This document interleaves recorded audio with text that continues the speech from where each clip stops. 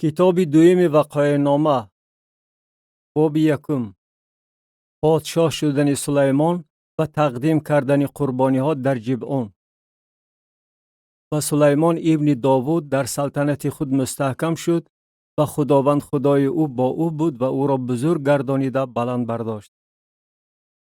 و سلیمان به تمام اسرائیل، به میری هزارها و میری صدها و داوران و همه رئیسانی که در تمام اسرائیل بودند و سرداران خانواده ها امر فرمود. و سلیمان و تمام جماعت همراه او به سوی بلندی که در جبعون بود رفتند، زیرا خیمه جامع خدا که موسی بنده خدا آن را در بیابان ساخته بود در آنجا واقع بود. اما صندوق خدا را داوود از قریت یعریم به مکانی که داوود برایش تیار کرده بود برآورد، زیرا که برای آن در یروشلیم خیمه برافراشته بود. ولی قربانگاه میسینی که بصلئیل ابن اوری ابن هور ساخته بود در جبعون پیش مسکن خداوند واقع بود و سلیمان و جماعت آن را زیارت کردند. و سلیمان در آنجا به حضور خداوند نزد قربانگاه میسینی که پیش خیمه جامع بود برآمده 1000 سر قربانی سوختنی بر آن تقدیم نمود. رؤیای سلیمان و التماس او درباره عطای حکمت. در همان شب خدا به سلیمان ظاهر شد و به او گفت: طلب نما چه چیزی به تو بدهم. و سلیمان به خدا گفت: تو به پدرم داوود احسان عظیمی کردی و مرا به جای او پادشاه ساختی. الحال ای خداوند خدا، بگذار آن سخنی که تو به پدرم داوود گفته به عمل آید، زیرا که تو مرا بر قومی که مثل غبار زمین سرشمارند پادشاه ساخته ای. الحال حکمت و دانش به من عطا نما تا که به این قوم توانم راهبری کنم، زیرا کیست که این قوم بزرگ تو را بتواند داوری نماید؟ و خدا به سلیمان گفت: از بس که این دلخواه تو بود و تو ثروت، دارایی و جلال و جان دشمنانت را طلب نکردی و نیز عمر دراز طلب نکردی، بلکه حکمت و دانش برای خود طلبیدی تا قوم مرا که بر آنها تو را پادشاه ساختم داوری نمایی. بنابراین حکمت و دانش به تو عطا کرده شد و من ثروت و دارایی و جلال به تو خواهم بخشید به اندازه‌ای که پادشاهان پیش از تو مثل آن نداشتند و بعد از تو مثل آن نخواهند داشت. و سلیمان از زیارت بلندی که در جبعون بود از حضور خیمه جامع به یروشلیم آمد و بر اسرائیل پادشاهی کرد. و سلیمان عرابه ها و سوارگان جمع کرد. او 1400 عرابه و 12000 نفر سوارگان داشت و او آنها را در شهرهای عرابه ها و نزد پادشاه در یروشلیم جایگیر کرد.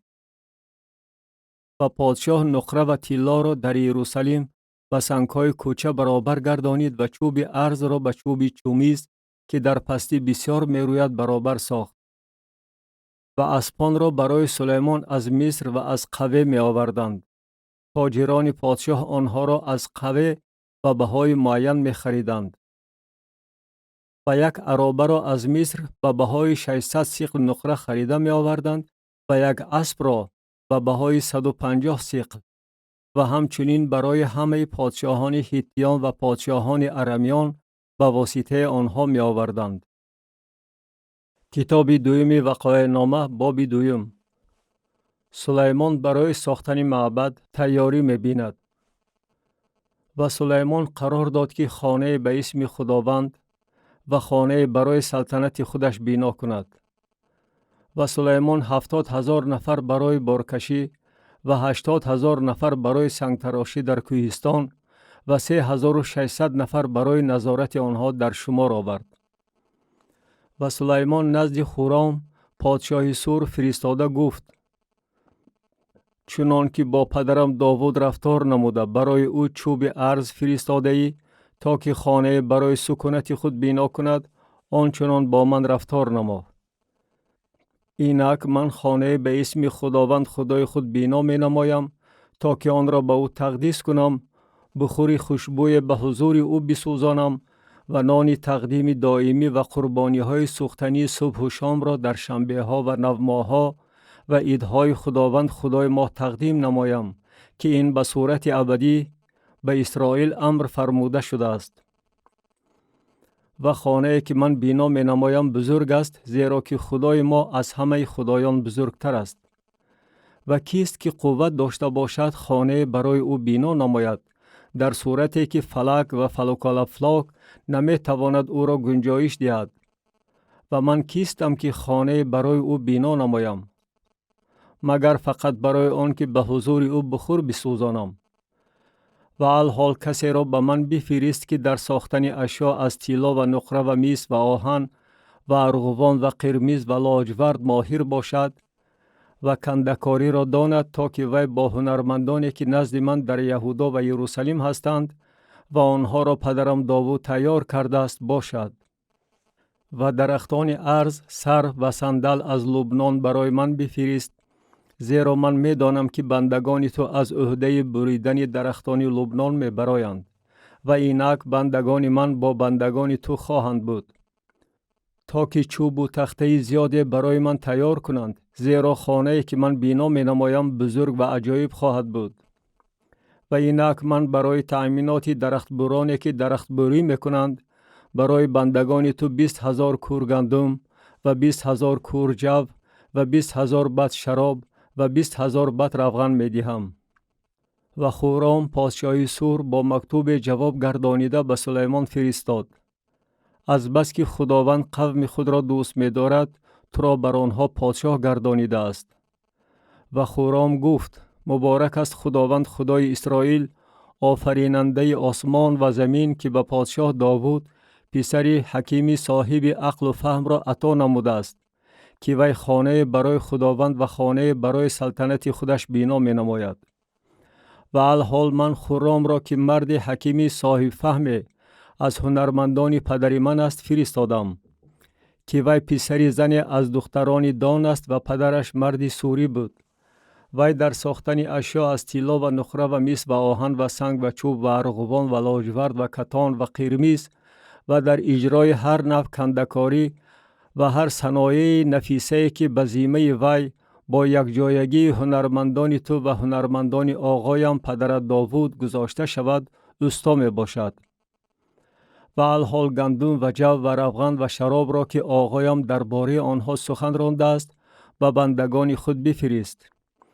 و ما درختان را از لبنان به مقداری در کاری تو بریده به شکل عمدها با راه بحر به یافو خواهیم آورد و تو آنها را به یروشلیم خواهی برد. و سلیمان همه مردان غریبی را که در زمین اسرائیل بودند بعد از سرشماری آنها که پدرش داوود به عمل آورده بود در شمار آورد و آنها 153,600 نفر برآمدند. و از آنها 70,000 نفر را همچون بارکشان و 80,000 نفر را همچون سنگتراشان در کوهستان و 3,600 نفر را همچون ناظرانی که قوم را کار می‌فرمایند تعیین نمود. کتاب دوم وقایع نامه باب 3، ابتدای ساختمان معبد. و سلیمان به بینا کردن خانه خداوند در یروشلیم بر کوه موریا شروع نمود که در آنجا خداوند به پدرش داوود ظاهر شده بود و داوود این جای را در خرمنگاه آرنان یبوسی مقرر کرده بود. و او در روز دوم ماه دوم در سال 4 پادشاهی خود به بینا کردن شروع نمود.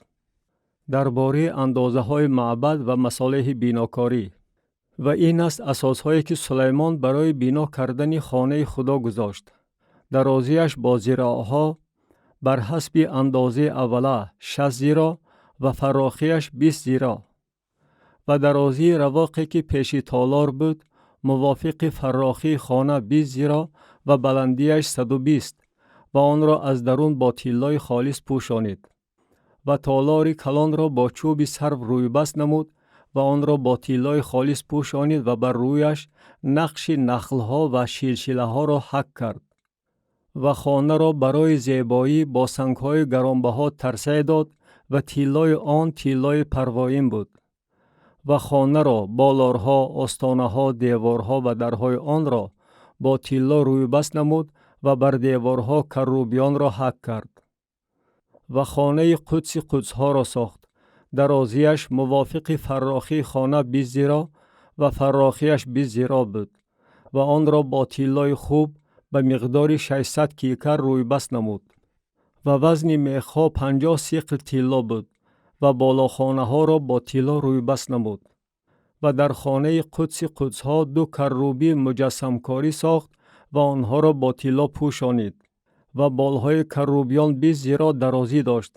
یک بال که 5 زیرا بود به دیوار خانه می رسید و بال دیگر که 5 زیرا بود به بال کروبی دیگر می رسید و بال کروبی دیگر که 5 زیرا بود به دیوار خانه می رسید و بال دیگرش که 5 زیرا بود به بال کروبی دیگر می چسبید.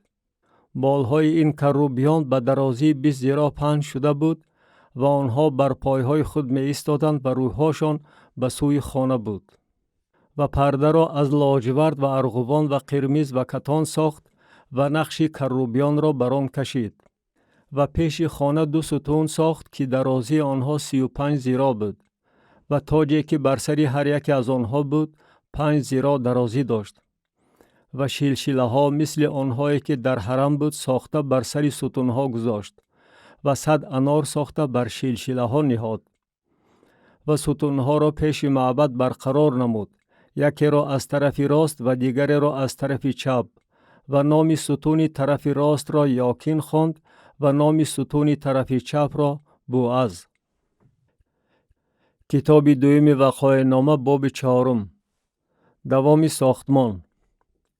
و قربانگاه میسین ساخت که درازیش 20 زیرا و فراخیش 20 زیرا و قدش 10 زیرا بود و حفظ از مس ریخته ساخت که از لب تا لبش 10 زیرا بود، شکل کاملا دایروی داشت و قدش 5 زیرا بود و رشته 30 زیرایی آن را گرداگیر در بر می گرفت و زیر آن صورت گاوان بود که آن را گرداگیر در بر می گرفت به طوری که به هر زیرا 10 عدد از آنها بود و آنها حفظ را گرداگیر در بر می گرفت. این گاوان 2 قطار بوده، برابری ریخته شدن آن ریخته شده بود.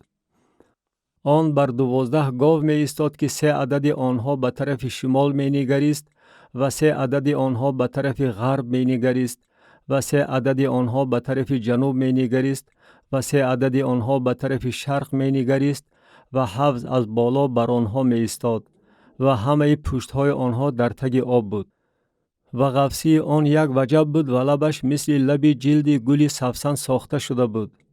حجم آن گنجایش 3000 بط را داشت و 10 لگن ساخت و از آنها 5 عدد را به طرف راست و 5 عدد را به طرف چپ گذاشت تا که در آنها شست و شو کنند. آنچه را که به قربانی سوختنی تعلق داشت در آنها می شستند و حفظ برای آن بود که کاهنان در آن شست و شو نمایند.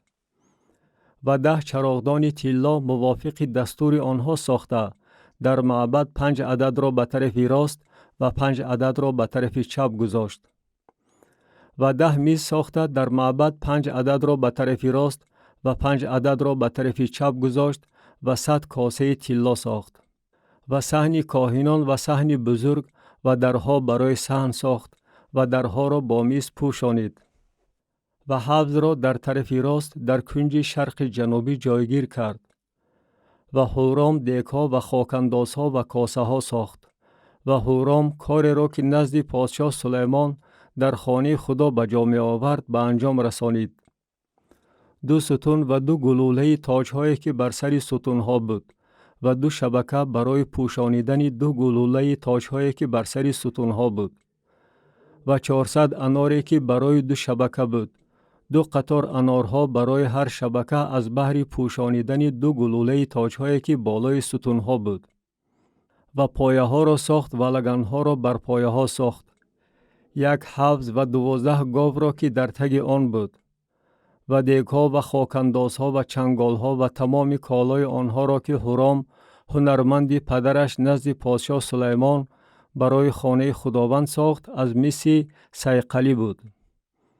آنها را پادشاه در وادی اردن در عمق گلی که در میان سکود و سریداتا بود ریخت و سلیمان تمام این کالا را آنقدر بسیار ساخت که معین کردن وزن مس غیر امکان بود و سلیمان تمام کالای را که در خانه خدا بود و قربانگاه طلا و میزها را که نان تقدیم بر آنها بود ساخت و چراغدانها و چراغهای آنها را از طلای پاک تا که موافق دستور پیش حرم درگیرانیده شود و گلها و چراغها و انبورها را از طلا یعنی از زر خالص و آتشگیرک‌ها و کاسه‌ها و قاشق‌ها و مجمرها را از طلای پاک و دروازه خانه را درهای داخلی به سوی قدس قدس‌ها و درهای معبد به سوی تالار از طلا.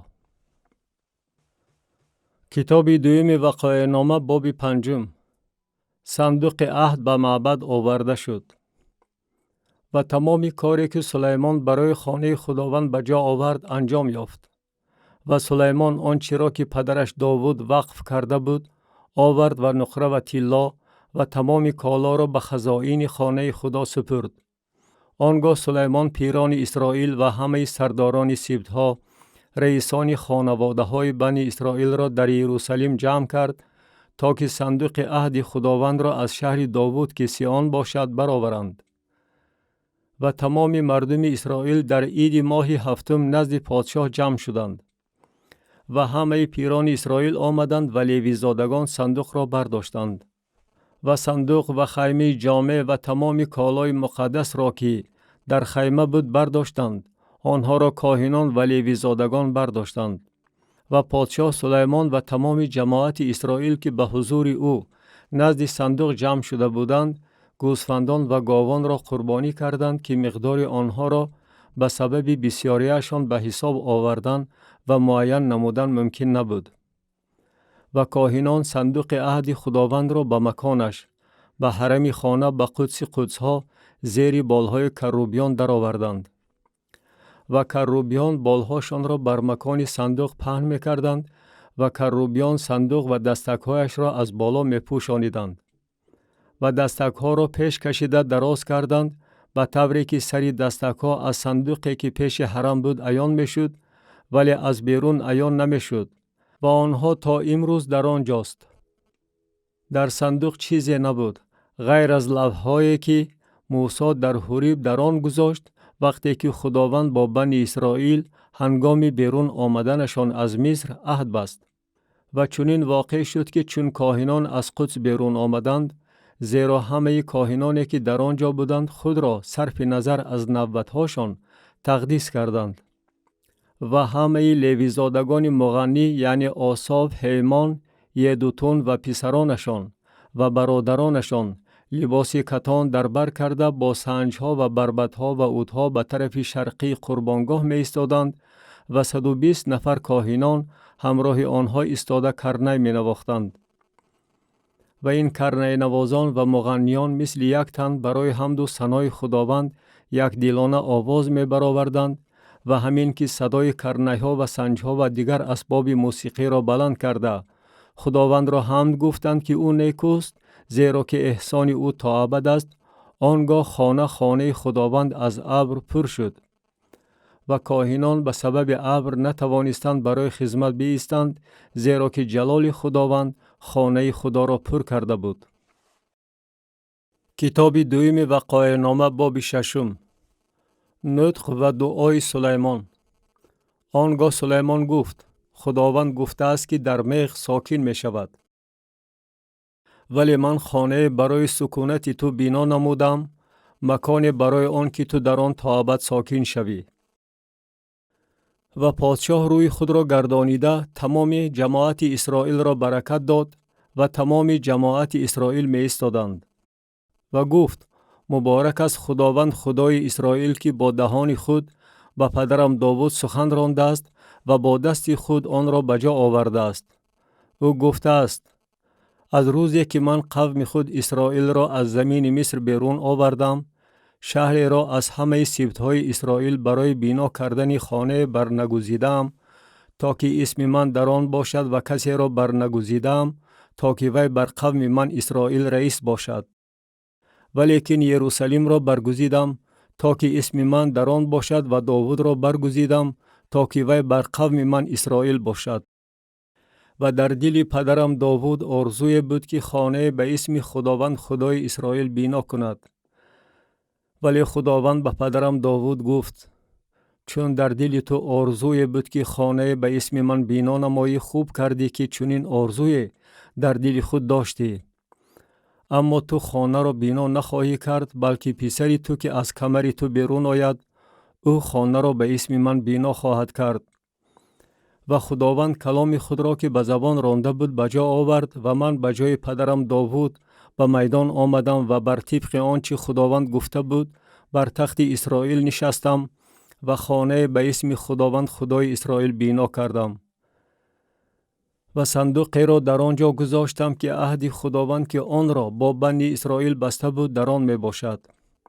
و او پیش قربانگاه خداوند در رو بروی تمام جماعت اسرائیل ایستاده دستهای خود را دراز کرد. زیرا که سلیمان منبری میسینه که درازیش 5 زیرا و فراخیش 5 زیرا و قدش 3 زیرا بود ساخته، آن را در میان صحن گذاشته بود و بر آن ایستاده در رو بروی تمام جماعت اسرائیل زانو زد و دستهای خود را سوی آسمان دراز کرد و گفت ای خداوند خدای اسرائیل، خدای مثل تو در آسمان و زمین نیست. تو به بندگان خود که به حضور تو با تمام دل خود رفتار می نمایند عهد و احسان را نگاه می داری. تو آنچه را که به بنده خود پدرم داوود گفته ای رعایت نمودی. تو با دهان خود گفته ای و با دست خود بجا آورده ای، چنان که امروز واقع شده است. و الحال ای خداوند خدای اسرائیل، برای بنده خود پدرم داوود آن کلام را رعایت نما که به او گفته ای. کسی که به حضور من بر تخت اسرائیل بنشیند برای تو خاتمه نخواهد یافت، به شرطی که پسرانت راههای خود را نگاه داشته موافق شریعت من رفتار نمایند، چنان که تو به حضور من رفتار نموده ای. و الحال ای خداوند خدای اسرائیل، بگذار کلام تو که به بنده خود داوود گفته ای ثابت شود. آیا در حقیقت خدا بر زمین با آدمیزاد ساکن می شود؟ آخر آسمان و فلک و الافلاک نمی تواند تو را گنجایش دهد چی جای این خانه که من بنا کردم. ولیکن ای خداوند خدای من، به دعای بنده خود و به استغاثه وی توجه نما تا تضرع و دعای را که بندت به حضور تو میگوید بشنوی. و چشمان تو بر این خانه، بر این مکانی که درباره آن گفته ای اسم من در آنجا خواهد بود شب و روز واز باشد و تو دعای را که بندت در این مکان میگوید بشنوی. و تو استغاثه های بنده خود و قوم خود اسرائیل را که در این مکان دعا میگویند بشنو و آن را از جای سکونت خود از آسمان بشنو و شنیده بیامرز. اگر کسی نسبت به یار خود گناه کرده و قسم خوردن مجبور شود و آمده پیش قربانگاه تو در این خانه قسم خورد، آنگاه تو از آسمان بشنو و عمل نموده بر بندگان داوری نما تا که سزای شریر را داده رفتارش را به سرش برگردانی و عادل را سفید کرده بر طبق عدالتش و وی پاداش دهی. و اگر قوم تو اسرائیل برای گناهی که به حضور تو به عمل آورده باشند پیش دشمن مغلوب شوند و سوی تو رجوع نموده و اسم تو را حمد و ثنا خوانده پیش تو در این خانه دعا گویند و استغاثه کنند، آنگاه تو از آسمان بشنو و گناه قوم خود اسرائیل را بیامرز و آنها را به زمینی که به آنها و به پدرانشان داده ای برگردان. هنگامی که آسمان بسته شود و برای گناهی که به حضور تو به عمل آورده باشند باران نبارد و در این مکان دعا گفته و اسم تو را حمد و ثنا خوانده از گناه خود توبه کنند، چون که تو آنها را فرو نشانده ای، آنگاه تو از آسمان بشنو و گناه بندگان خود و قوم خود اسرائیل را آمرزیده راه نیکو را که با آن باید بروند با آنها نشان بده و بر زمین خود که آن را به قوم خود برای میراث داده ای باران بفرست. اگر در زمین قحطی روی دهد، اگر وبا آید، اگر بادی سموم، خشکسالی، ملخ و کرمک پیدا شود، اگر دشمنانشان آنها را در شهرهای زمینشان به تنگ آورند، اگر یگان مصیبت و یگان بیماری به وقوع آید، آنگاه هر دعا و هر استغاثه را که از جانب هر آدم و از جانب تمام قوم تو گفته می شود وقتی که هر یک از آنها مصیبت خود و درد خود را می دانند و دستهای خود را سوی این خانه دراز می کنند. تو از آسمان که مکانی سکونت توست بشنو و بیامرز و به هر کس که دل ورا می دانی بر طبق تمام رفتارش پاداش ده، زیرا که تنها تو داننده دلهای تمام بنی آدم هستی، تا که آنها از تو هراسان باشند و در تمام ایام زندگی خود بر روی زمینی که تو به پدران ما داده ای با راه های تو بروند و همچنین اجنبی را که از جمله قوم تو اسرائیل نباشد ولی به خاطر اسم بزرگ تو و دست قوی تو و بازوی طولانی تو از زمین دوردست آمده باشد و آمده سوی این خانه دعا گوید.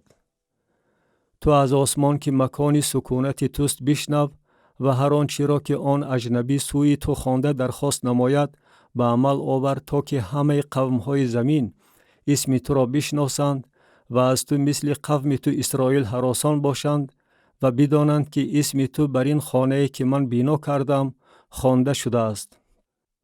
هنگامی که قوم تو به جنگ ضد دشمنان خود با راهی که تو آنها را فرستاده بیرون آیند و به این شهری که تو برگزیده ای و به خانه‌ای که من به اسم تو بنا کردم رجوع نموده سوی تو دعا گویند، آنگاه تو از آسمان دعا و استغاثه آنها را بشنو و درخواست آنها را بجا آور.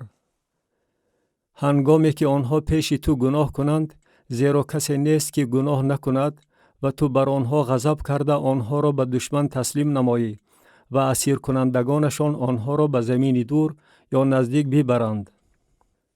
و هنگامی که آنها در زمینی که آنجا اسیر باشند به خود آمده توبه کنند و در زمین اسیری خود به سوی تو استغاثه نموده گویند ما گناه کرده و عاصی شده رفتاری شریرانه کردیم، و هنگامی که آنها در زمین اسیری خود که به آنجا آنها را به اسیری بردند با تمام دل خود و با تمام جان خود سوی تو برگردند و به زمینی که تو به پدرانشان داده ای و به شهری که تو برگزیده ای و به خانه‌ای که من به اسم تو بنا کردم رجوع نموده سوی تو دعا گویند، آنگاه تو از آسمان که مکانی سکونت توست دعا و استغاثه آنها را بشنو و درخواست آنها را بجا آور و قوم خود را که پیش تو گناه کردند بیامرز.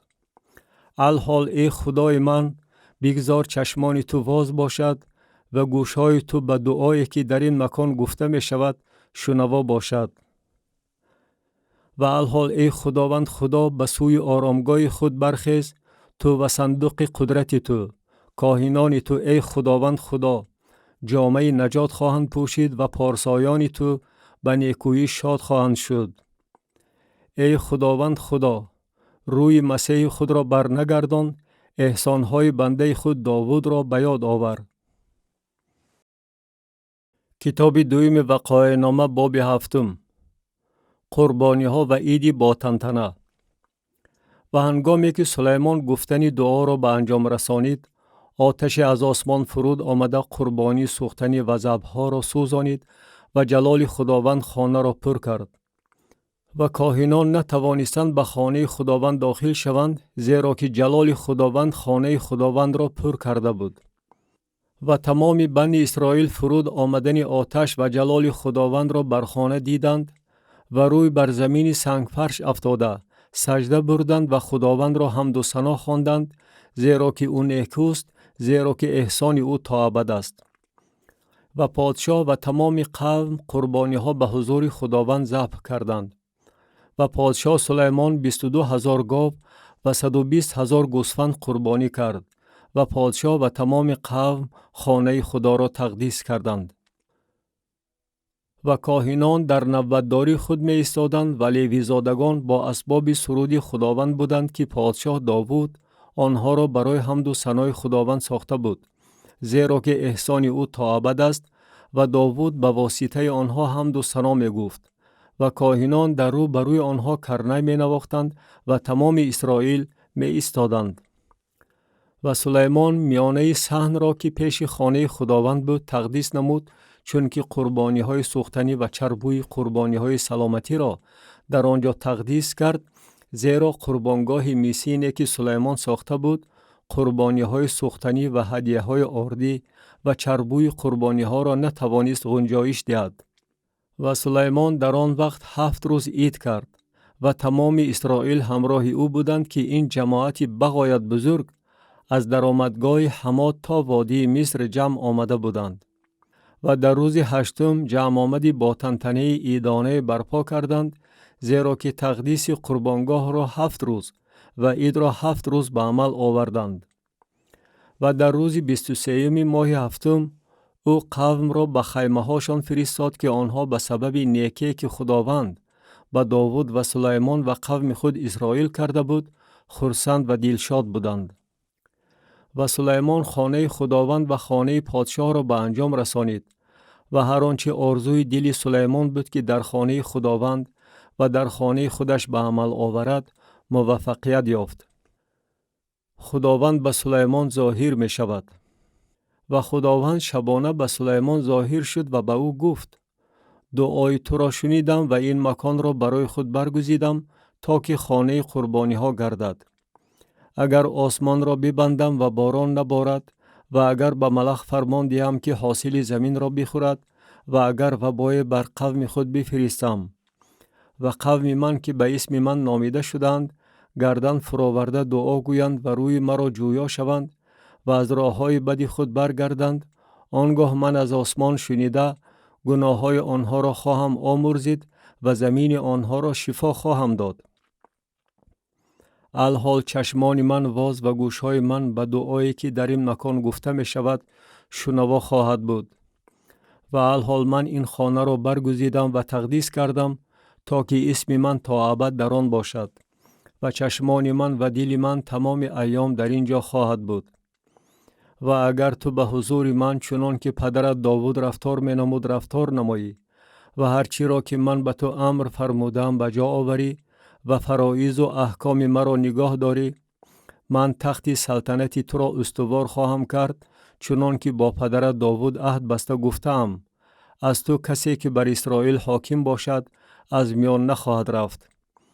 ولیکن اگر شما روی گردانیده احکام و فرایض را که به شما دادم ترک کنید و رفته خدایان دیگر را عبادت نمایید و به آنها سجده برید، من آنها را از زمین خود که به آنها دادم ریشه‌کن خواهم کرد و این خانه را که به اسم خود تقدیس نمودم از حضور خود دور خواهم انداخت و آن را در میان همه قومها ضرب المثل و خنده خریش خواهم گردانید.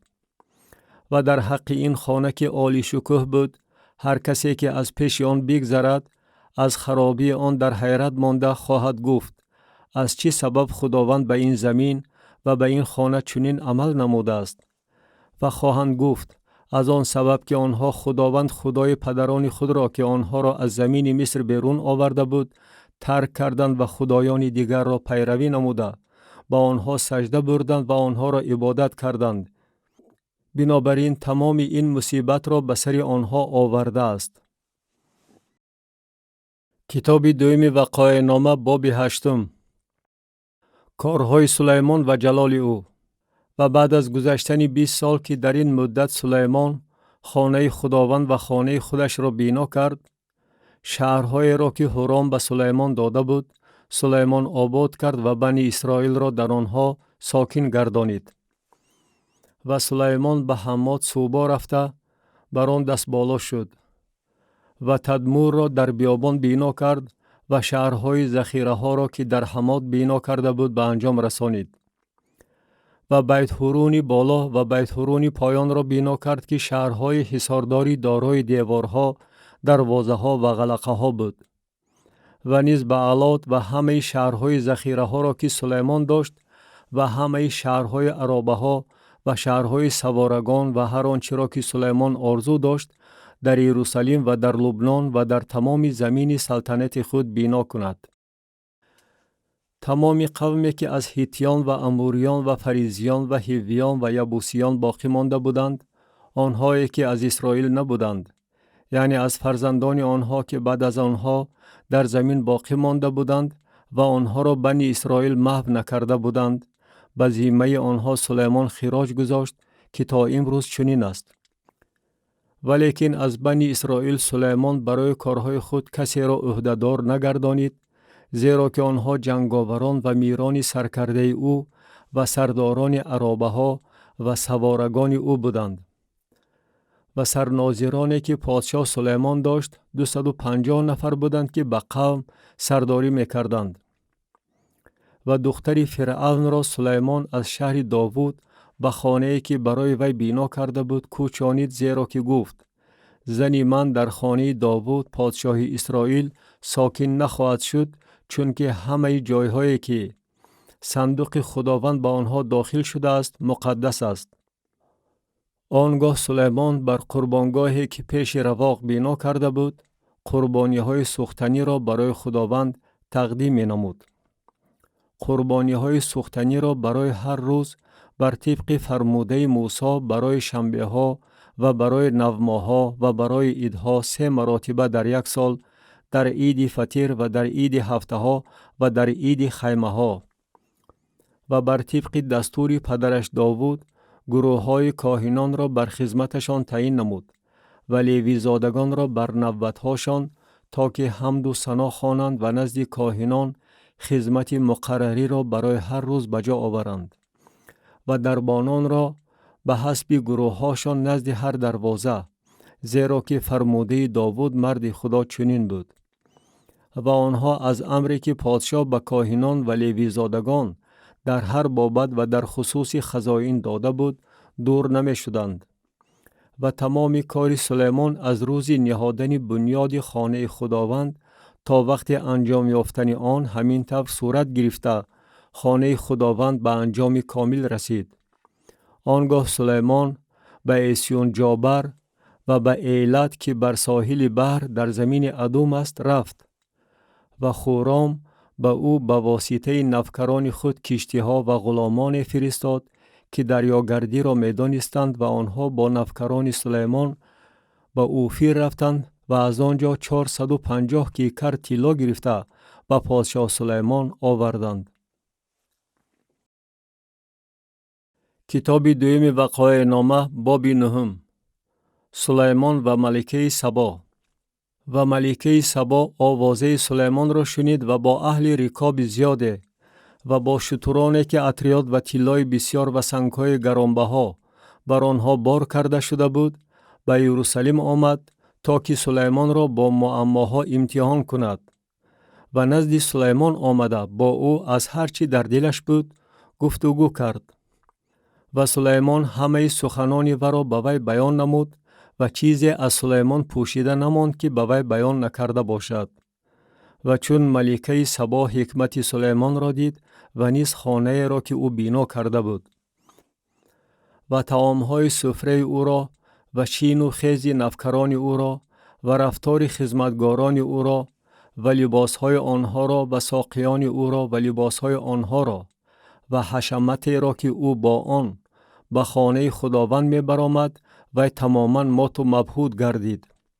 و به پادشاه گفت: آن سخنی که من در کشور خود در باره کارها و حکمت تو شنیدم راست بوده است، ولی من به سخنان آنها باور نکرده بودم تا دمی که آمده با چشمان خود دیدم و اینک حتی نصف حکمت بزرگ تو به من معلوم نشده بوده است. از آوازه‌ای که من شنیده بودم تو برتری داری. خوشا آدمان تو، خوشا این نفکران تو که به حضور تو همیشه می ایستند و حکمت تو را می شنوند.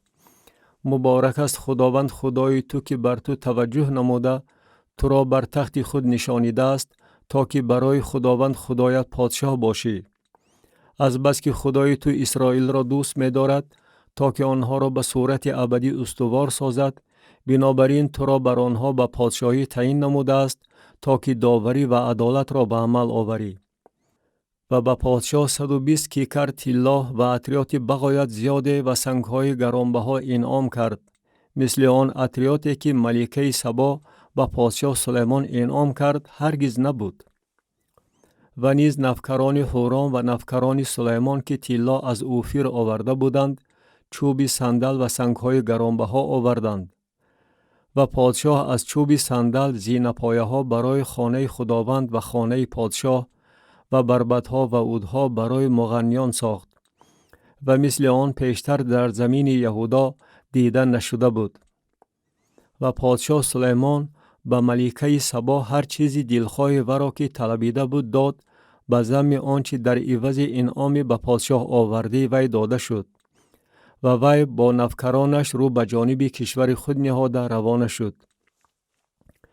ثروت سلیمان و درآمدهای بزرگ او و وزن طلایی که در یک سال نزد سلیمان می آمد 666 کیکر طلا بود. علاوه بر آنچه بازارگانان و سوداگران می آوردند و همه پادشاهان عرب و حاکمان ولایت ها نیز طلا و نقره برای سلیمان می آوردند. و پادشاه سلیمان 200 سپر کلان از طلای کوفته ساخت که برای هر سپر 600 سیخ طلای کوفته صرف شد. و 300 سپر خرد از طلای کوفته ساخت که برای هر سپر 300 سیخ طلا صرف شد. و پادشاه آنها را در خانه جنگل لبنان گذاشت. و پادشاه تخت کلان از عاج ساخت و آن را با زر خالص پوشانید. و تخت 6 زینه پایه داشت و پایانداز طلایی که به تخت پیوند بود. و دستمانک ها از دو طرف نشیمنگاه بود و 2 شیر از پهلوی دستمانک ها می ایستاد. و 12 شیر در آنجا بر 6 زینه پایه از دو طرف می ایستاد. در یگان مملکت مثل آن ساخته نشده بود. و همه ظرفهای نوشیدنی پادشاه سلیمان از طلا بود و همه ظرفهای خانه جنگل لبنان از زر خالص بود. از نقره چیزی نبود. آن در ایام سلیمان هیچ قیمتی نداشت. زیرا پادشاه کشتی ها داشت که با نفکران خورام به ترشیش می رفت. در 3 سال یک دفعه کشتی های ترشیشی آمده طلا و نقره، عاج و میمون ها و طاووس ها می آورد.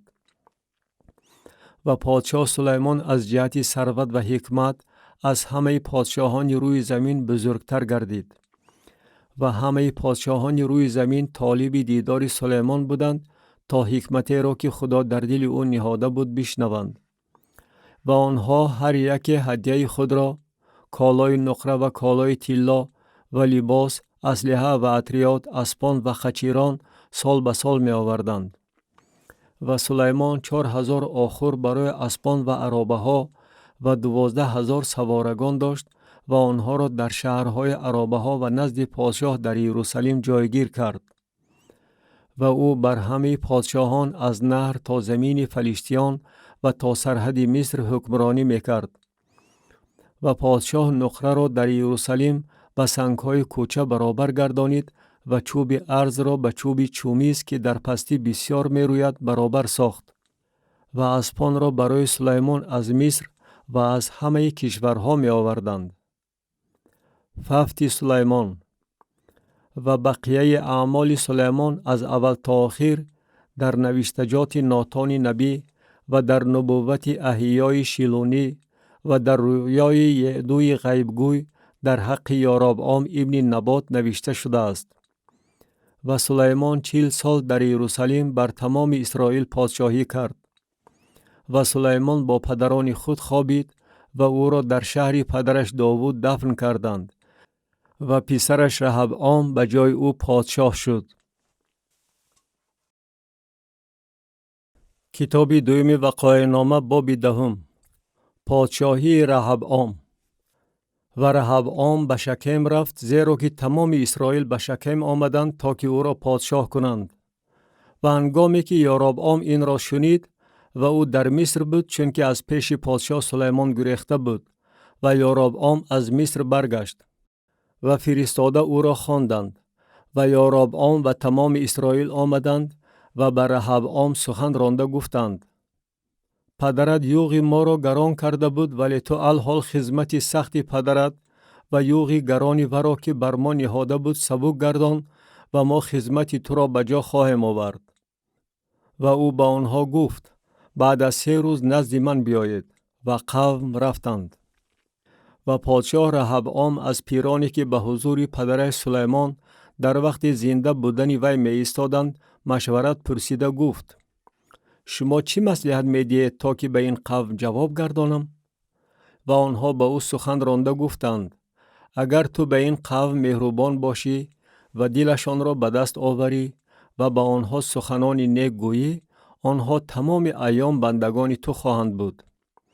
ولی او مشورتی را که پیران به او دادند رد نمود و از جوانانی که با او کلان شده بودند و به حضورش می ایستادند مشورت پرسید و به آنها گفت: شما چی مصلحت می دهید تا که به این قوم جواب گردانم که آنها به من سخن رانده گفتند؟ یوغی را که پدرت بر ما نهاده بود سبک گردان. و آن جوانان که با او کلان شده بودند به او سخن رانده گفتند: به این قومی که به تو سخن رانده گفتند پدرت یوغ ما را گران کرده بود، ولی تو آن را برای ما سبک گردان. تو به آنها چنین بگو: انگشت خرد من از کمر پدرم غفستر است. و الحال پدرم یوغ گرانی بر شما نهاده بود، ولی من یوغ شما را باز هم گرانتر خواهم کرد. پدرم شما را با تازیانه ها جزا می داد، ولی من شما را با نیش های کژدم جزا خواهم داد. تقسیم شدن مملکت. یاربعام بر اسرائیل پادشاه می گردد. و یاربعام و تمام قوم در روز سیوم نزد رهبعام آمدند، چنان که پادشاه سخن رانده گفته بود: در روز سیوم نزد من بیایید. و پادشاه به آنها جواب سخت گردانید. و پادشاه رهبعام مشورت پیران را رد کرد و بر طبق مشورت جوانان به آنها گفت: پدرم یوغ شما را گران کرده بود، ولی من آن را باز هم گرانتر خواهم کرد. پدرم شما را با تازیانه ها جزا می داد، ولی من با نیش های کژدم. و پادشاه به قوم گوش نداد، زیرا که این از جانب خدا نصیب شده بود تا که خداوند کلام خود را که با واسطه احیای شیلونی به یاربعام ابن نبات گفته بود به عمل آورد. و تمام اسرائیل دیدند که پادشاه به آنها گوش نداد و قوم به پادشاه جواب گردانیده گفتند: نه حصه است ما را در داوود و نه میراث در پسر عیسی. ای اسرائیل به خیمه های خود بروید. ای داوود اکنون در فکر خانه خود باش. و تمام اسرائیل به خیمه های خود رفتند.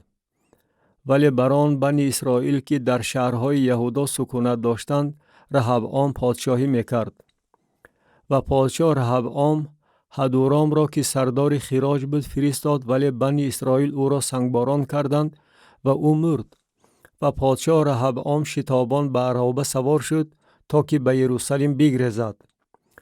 و اسرائیل به ضد خاندان داوود بلوا کردند که تا امروز دوام دارد. کتاب دوم وقایع نامه باب 11. رهبعام به یروشلیم برمیگردد. و رهبعام به یروشلیم آمده از خاندان یهودا و بنیامین 180,000 جنگاوران گزین را جمع آورد تا که با اسرائیل جنگ کرده سلطنت را بر رهبعام برگرداند. و کلام خدا بر شمعیاهو مرد خدا نازل شده گفت: بر رهبعام ابن سلیمان پادشاه یهودا و به تمام اسرائیل که در یهودا و بنیامین می باشند بگوی: خداوند چنین می گوید: نبرایید و با برادران خود جنگ نکنید. هر یک به خانه خود برگردید، زیرا که این از جانب من شده است. و آنها به کلام خداوند گوش دادند و از یورش ضد یاربعام برگشتند. و رهبعام در یروشلیم ساکن شد و شهرهای حصاردار در یهودا بنا کرد: و بیت لحم و ایتام و تقوعا و بیت سور و سوکو و ادولام و جد و مارشا و زیف و ادورائیم و لاخیش و ازیقا و سارعا و ایالون و هبرون را بنا کرد که شهرهای حصاردار در یهودا و بنیامین می باشند. و حصارها را مستحکم کرده در آنها والیان و ذخیره های خوراکواری و روغن و شراب گذاشت. و به هر شهر سپرها و نیزه ها داده آنها را بغاید مستحکم نمود. و یهودا و بنیامین در اختیار او ماندند. و کاهنان و لیویزادگانی که در تمام اسرائیل بودند از تمام حدود خود نزد او جمع شدند، زیرا که لیویزادگان حوالی شهرها و املاک خود را ترک کرده به یهودا و یروشلیم آمدند، چون که یاربعام با پسرانش آنها را از کهانت خداوند دور کرده بود. و برای خود کاهنان را از بحر بلندی ها و نربوزها و گوساله هایی که ساخته بود تعیین نمود. و از قفای لیوی زادگان از همه سبط های اسرائیل کسانی که دل خود را طالب خداوند خدای اسرائیل گردانیده بودند به یروشلیم آمدند تا که برای خداوند خدای پدران خود قربانی کنند. و آنها سلطنت یهودا را مستحکم کردند و رهبعام ابن سلیمان را 3 سال تقویت دادند، زیرا که 3 سال با راه داوود و سلیمان می رفتند. و رهبعام ماحلت را به زنی گرفت که وی دختری یریمود ابن داوود و ابیحایل بنت الیآب ابن یسای بود. و وی برای او پسران یعوش و شمریا و زاهم را زایید. و بعد از وی معکا بنت ابشالوم را گرفت و وی برای او ابیا و عطی و زیزا و شلومیت را زایید.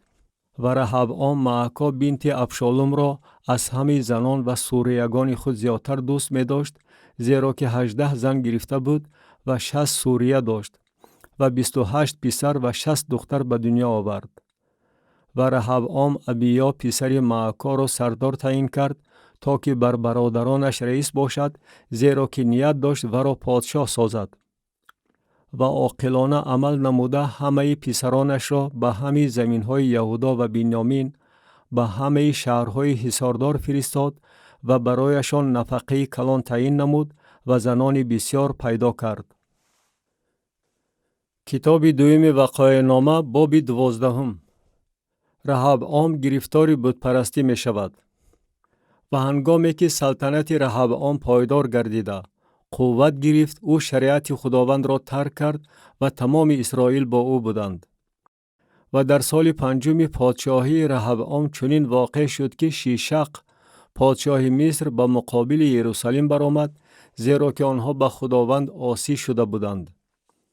با 1200 عرابه و 60,000 سوارگان و قومی که با او از مصر آمده بودند، یعنی لوبیان، سوکیان و حبشیان، سان و شمار نداشتند. و شهرهای حصاردار یهودا را ضبط کرده نزد یروشلیم آمد. و شمعیای نبی پیش رهبعام و سروران یهودا که از ترس شیشق در یروشلیم جمع شده بودند آمده به آنها گفت: خداوند چنین میگوید: شما مرا ترک کردید، پس من نیز شما را ترک کرده به دست شیشق سپردم. و سروران اسرائیل و پادشاه گردن فراورده گفتند: خداوند عادل است. و چون خداوند دید که آنها گردن فراوردند، کلام خداوند بر شمعیا نازل شده گفت: آنها گردن فراوردند، آنها را محو نخواهم کرد و آنها را قسماً رها خواهم کرد و غضب من بر یروشلیم با دست شیشق نخواهد ریخت. اما آنها خدمتگاران وی خواهند شد تا بدانند که خدمت من چگونه است و خدمت سلطنت‌های زمین چگونه است.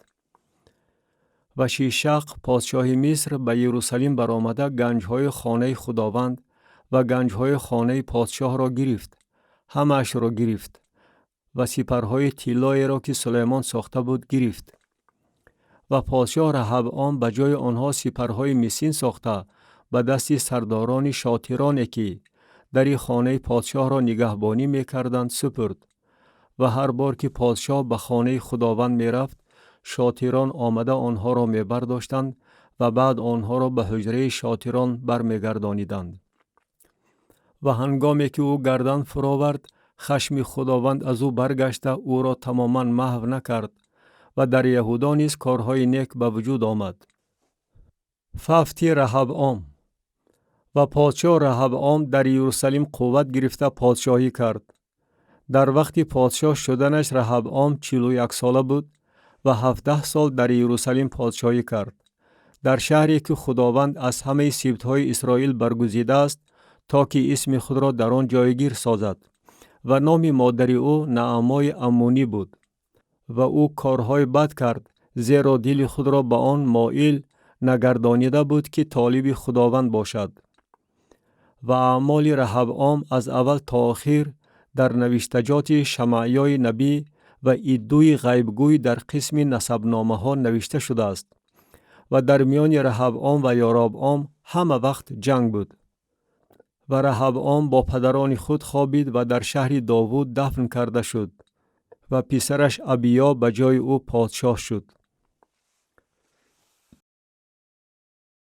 کتاب دوم وقایع نامه باب 13. بر یهودا پادشاه شدن ابیا. در سال 18 پادشاهی یاربعام ابیا بر یهودا پادشاه شد. 3 سال او در یروشلیم پادشاهی کرد و نام مادرش میکایاهو بنت اوریئیل از جبعا بود و در میان ابیا و یاربعام جنگ بود. و ابیا قشون جنگاوران جسور را عبارت از 400,000 مردان گزین برای جنگ آراست، ولی یاربعام با لشکری عبارت از 800,000 جنگاوران شجاع گزین به مقابل او به جنگ برآمد. و ابیا بر کوه سامرائیم که در کوهستان افرایم واقع است برخاسته گفت: مرا بشنوید ای یاربعام و تمام اسرائیل. شما را لازم است بدانید که خداوند خدای اسرائیل سلطنت اسرائیل را به داوود و پسرانش با عهد نمکین به صورت ابدی داده است. ولی یاربعام ابن نبات که نوکر سلیمان ابن داوود بود قیام نموده به مقابل آقای خود عصیان برداشت. و مردم هیج و پوچ شخصان نابکار در گرد او جمع شده بر رهبعام ابن سلیمان غالب آمدند، در صورتی که رهبعام جوان و نرمدل بوده به مقابل آنها نتوانست ایستادگی نماید. و الحال شما گمان میکنید که به مقابل سلطنت خداوند که در دست پسران داوود است میتوانید ایستادگی نماید و شما انبوه بزرگی هستید و گوساله های طلایی که یاربعام برای شما خدا گردانیده است با شما می باشد. شما آخر کاهنان خداوند را یعنی پسران هارون و لیوی زادگان را به در راندید و برای خود کاهنان را مثل قومهای کشورها تعیین نمودید. هر که آمده با یک گوساله نر و 7 قشقار خود را تقدیس نماید برای خدایان ساخته کاهن می شود. ولیکن ما چنین نیستیم. خداوند خدای ماست و ما او را ترک نکردیم و کاهنان پسران هارون خدمت خداوند را به جا می آورند و لیوی زادگان با کار خود مشغولند. و آنها هر صبح و هر شام برای خداوند قربانی های سوختنی و بخور معطر می سوزانند و بر میز پاک نان تقدیم می گذارند و چراغدان طلا و چراغهایش را هر شام در می گیرانند، زیرا که ما دستورهای خداوند خدای خود را رعایت می نماییم و حالان که شما او را ترک کرده اید. و اینک به ما خدا سرداری می کند و کاهنان او و کرنیهای بلند آواز تا که به مقابل شما بنوازند: ای بنی اسرائیل، با خداوند خدای پدران خود جنگ نکنید، زیرا که موفقیت نخواهید یافت. ولی یاربعام در عقبگاه آنها کمین نهاد و قشونش در رو بروی یهودا بودند، در صورتی که کمین در عقب آنها بود. و هنگامی که اهل یهودا نظر انداختند اینک هم از پیششان جنگ بود و هم از عقبشان و سوی خداوند فریاد کردند و کاهنان کرنیها را نواختند. و مردم یهودا با آواز بلند بانگ زدند و چون مردم یهودا بانگ زدند خدا یاربعام و تمام اسرائیل را پیش ابیا و یهودا شکست داد. و بنی اسرائیل از پیش یهودا گریختند و خدا آنها را به دستشان سپرد. و ابیا و قوم او با آنها ضربه سخت رسانیدند و از اسرائیل 500,000 مردان گزین کشته شدند. و بنی اسرائیل آن وقت مغلوب شدند و بنی یهودا غالب آمدند، زیرا که به خداوند خدای پدران خود توکل کردند. و ابیا یاربعام را تعقیب نموده شهرهای زیرین را از او گرفت: بیتیل را با قصبه هایش و یشانا را با قصبه هایش و افراین را با قصبه هایش. ففت یاربعام. و یاربعام در ایام ابیا دیگر به قوت نشد و خداوند او را ضربه زد و او مرد. ولی ابیا قوی شد و 14 زن برای خود گرفت و 22 پسر و 16 دختر به دنیا آورد. و بقیه اعمال ابیا و رفتار و گفتار او در تفسیر ایدوی نبی نوشته شده است. کتاب دوم وقایع نامه باب 14. ففت ابیا، پادشاه شدن آسا. و ابیا با پدران خود خوابید و او را در شهر داوود دفن کردند و پسرش آسا به جای او پادشاه شد. در ایام او زمین 10 سال آرامی یافت. و آسا آنچه را که در نظر خداوند خدا نیکو و مقبول بود به عمل آورد و قربانگاه های بیگانه و بلندی ها را برهم داد و هیکل ها را شکست و درختان بت اشیره را ریشه‌کن کرد. و به اهل یهودا گفت که خداوند خدای پدران خود را جویا باشند و شریعت و احکام را به عمل آورند. و از همه شهرهای یهودا بلندی ها و قربانگاه های بخور را برهم داد و مملکت در حضور او آرامی یافت. و شهرهای حصاردار در یهودا بنا کرد، زیرا که زمین آرامی یافته بود و در آن سالها کسی با او جنگ نکرده است، زیرا که خداوند به او آسودگی عطا نمود. و او به یهودا گفت: این شهرها را بنا کنیم و در گیردشان دیوارها و برجها با دروازه ها و غلقه ها برپا نماییم، در صورتی که زمین هنوز در اختیار ماست، زیرا که خداوند خدای خود را جویا شده ایم. ما او را جویا شدیم و او از هر طرف به ما آسودگی عطا نمود. و بنا کردند و موفقیت یافتند. و آسا لشکر عبارت از سپرداران و نیزواران داشت که از یهودا 300,000 بودند و از بنیامین 280,000 سپرداران و کمانوران. همه اینها مردان جنگی شجاع بودند. آسا بر زاره غالب می آید. و زاره حبشی با لشکری که از 1000 سرباز عبارت بود و با 300 عرابه به مقابل آنها بیرون آمده و ماریشا رسید. و آسا به پیشواز او بیرون آمد و آنها در دره صفاد نزد ماریشا برای جنگ صف کشیدند. و آسا سوی خداوند خدای خود خوانده گفت: خداوندا، جز تو کسی نیست که به کمزور به مقابل پرزور تواند مدد رساند. پس ای خداوند خدای ما، به ما مدد رسان، زیرا که ما به تو توکل کردیم و به اسم تو نزد این انبوه آمده ایم. تو خداوند خدای ما هستی، نمان که آدمی زاد از تو زور براید. و خداوند حبشیان را پیش آسا و پیش یهودا شکست داد و حبشیان رو به گریز آوردند. و آسا و قومی که با او بودند آنها را تا جرار تعقیب کردند و از حبشیان آنقدر فرو غلطیدند که دیگر یارای ایستادگی نداشتند، زیرا که پیش خداوند و پیش اردوی او شکست خوردند و غنیمت زیادی به دست آورده شد. و همه شهرهای گرد و پیش جرار را ضربه زدند، زیرا که ترس خداوند آنها را فرا گرفته بود. و همه شهرها را تاراج کردند، زیرا که غنیمت زیادی در آنها بود. و خیمه های چارواداران را نیز ضربه زده، گوسفندان زیاد و شتران را گرفته بردند و به یروشلیم برگشتند. کتاب دوم وقایع نامه باب 15. عزریاهوی نبی آسا را آگاه می نماید. و روح خدا بر عزریاهو ابن اودید نازل شد و او به استقبال آسا بیرون آمده به وی گفت: ای آسا و تمام یهودا و بنیامین، مرا بشنوید. خداوند با شماست وقتی که شما با او باشید و اگر او را جویا شوید. او برای شما یافت خواهد شد، ولی اگر او را ترک کنید، او شما را ترک خواهد کرد. و ایام زیاد اسرائیلیان به خدای حق و به کاهن آموزگار و به شریعت بودند. ولی در تنگی خود سوی خداوند خدای اسرائیل برگشتند و او را جویا شدند و او برای آنها یافت شد. و در آن زمانها برای هر کسی که درآبرا میکرد صلح و آسایشتگی نبود، زیرا که بر همه ساکنان زمین ها اضطراب زیادی بود. و خلق با خلق و شهر با شهر جدال میکردند، زیرا که خدا آنها را به هر نفع مصیبت گرفتار می ساخت. ولیکن شما قوی باشید و بگذار دستهاتان سست نشود، زیرا که برای اعمالتان پاداش هست. آسا بت پرستی را برهم می دهد.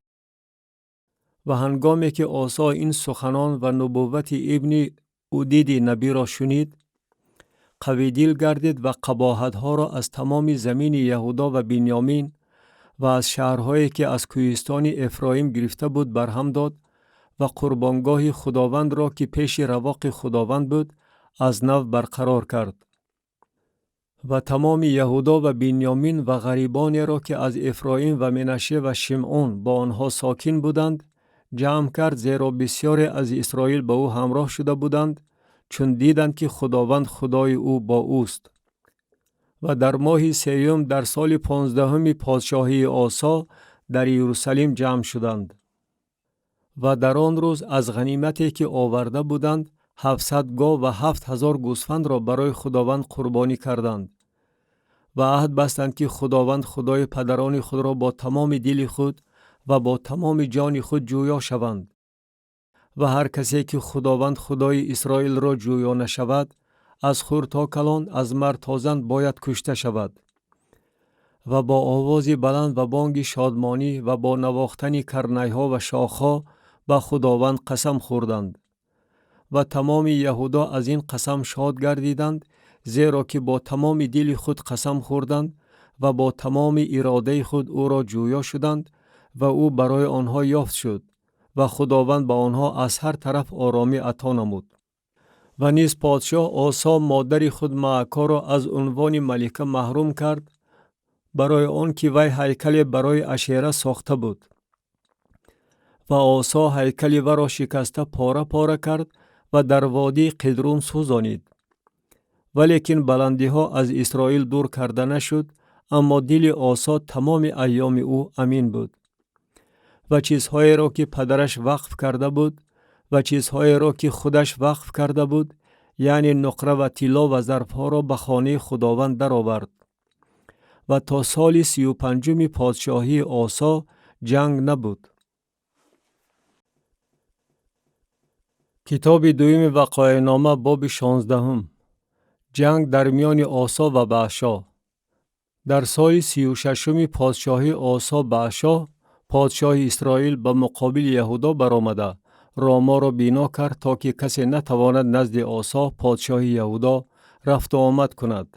و آسا نقره و طلا را از خزائن خانه خداوند و خانه پادشاه برآورد و به بنحدد پادشاه ارم که در دمشق ساکن بود فرستاده گفت: در میان من و تو و در میان پدر من و پدر تو عهد بود.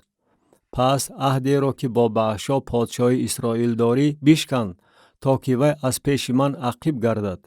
و بنحدد به پادشاه آسا گوش داده سپهداران خود را به مقابل شهرهای اسرائیل فرستاد و آنها ایون و دان و آبل مایم و همه شهرهای ذخیره نفتالی را ضربه زدند. و همین که بأشا این را شنید، از بنا کردن راما دست کشیده کار خود را خوابانید. و پادشاه آسا تمام اهل یهودا را جمع کرد و آنها سنگهای راما و چوبهایش را که بأشا با آنها بنا کرده بود برداشته برآوردند و او جابه و مصفا را با آنها بنا نمود. حانان نبی آسا را مذمت میکند. و در آن زمان حنانی پیشبین نزد آسا پادشاه یهودا آمده به او گفت: از بس که تو به پادشاه ارم توکل کردی ولیکن به خداوند خدای خود توکل نکردی، بنابراین لشکر پادشاه ارم از دست تو رها شد. حبشیان و لوبیان آخر صاحب لشکری بزرگ بوده، عرابه ها و سوارگان بغایت زیادی داشتند. ولی از بس که تو به خداوند توکل کردی، او آنها را به دست تو سپرد. زیرا که چشمان خداوند تمام زمین را مشاهده می کند تا آنهایی را که دلشان به او امین است تقویت نماید. تو در این بابت ابلهی کردی، بنابراین من بعد به جنگ ها مبتلا خواهی شد. آسا حنانی را در زندان انداخت.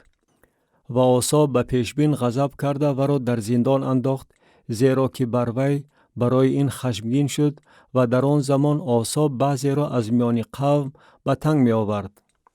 و اینک اعمال آسا از اول تا آخر در کتاب پادشاهان یهودا و اسرائیل نوشته شده است. و آسا در سال 39 پادشاهی خود گرفتار درد پا گردید و دردش تا رفت سخت شد، ولی در بیماری خود نیز خداوند را جویا نشد بلکه طبیبان را. بیماری و ففت آسا. و آسا با پدران خود خوابید و در سال 41 پادشاهی خود وفات کرد. و او را در مقبره‌ای که برای خود در شهر داوود کنده بود دفن کردند و او را در قبری که از عطریات و ماده‌های خوشبوی صنعی پر بود گذاشتند و برای او آتش نهایت درجه بزرگ برافروختند. کتاب دوم وقایع نامه باب 17. پادشاه شدن یهوشافاط.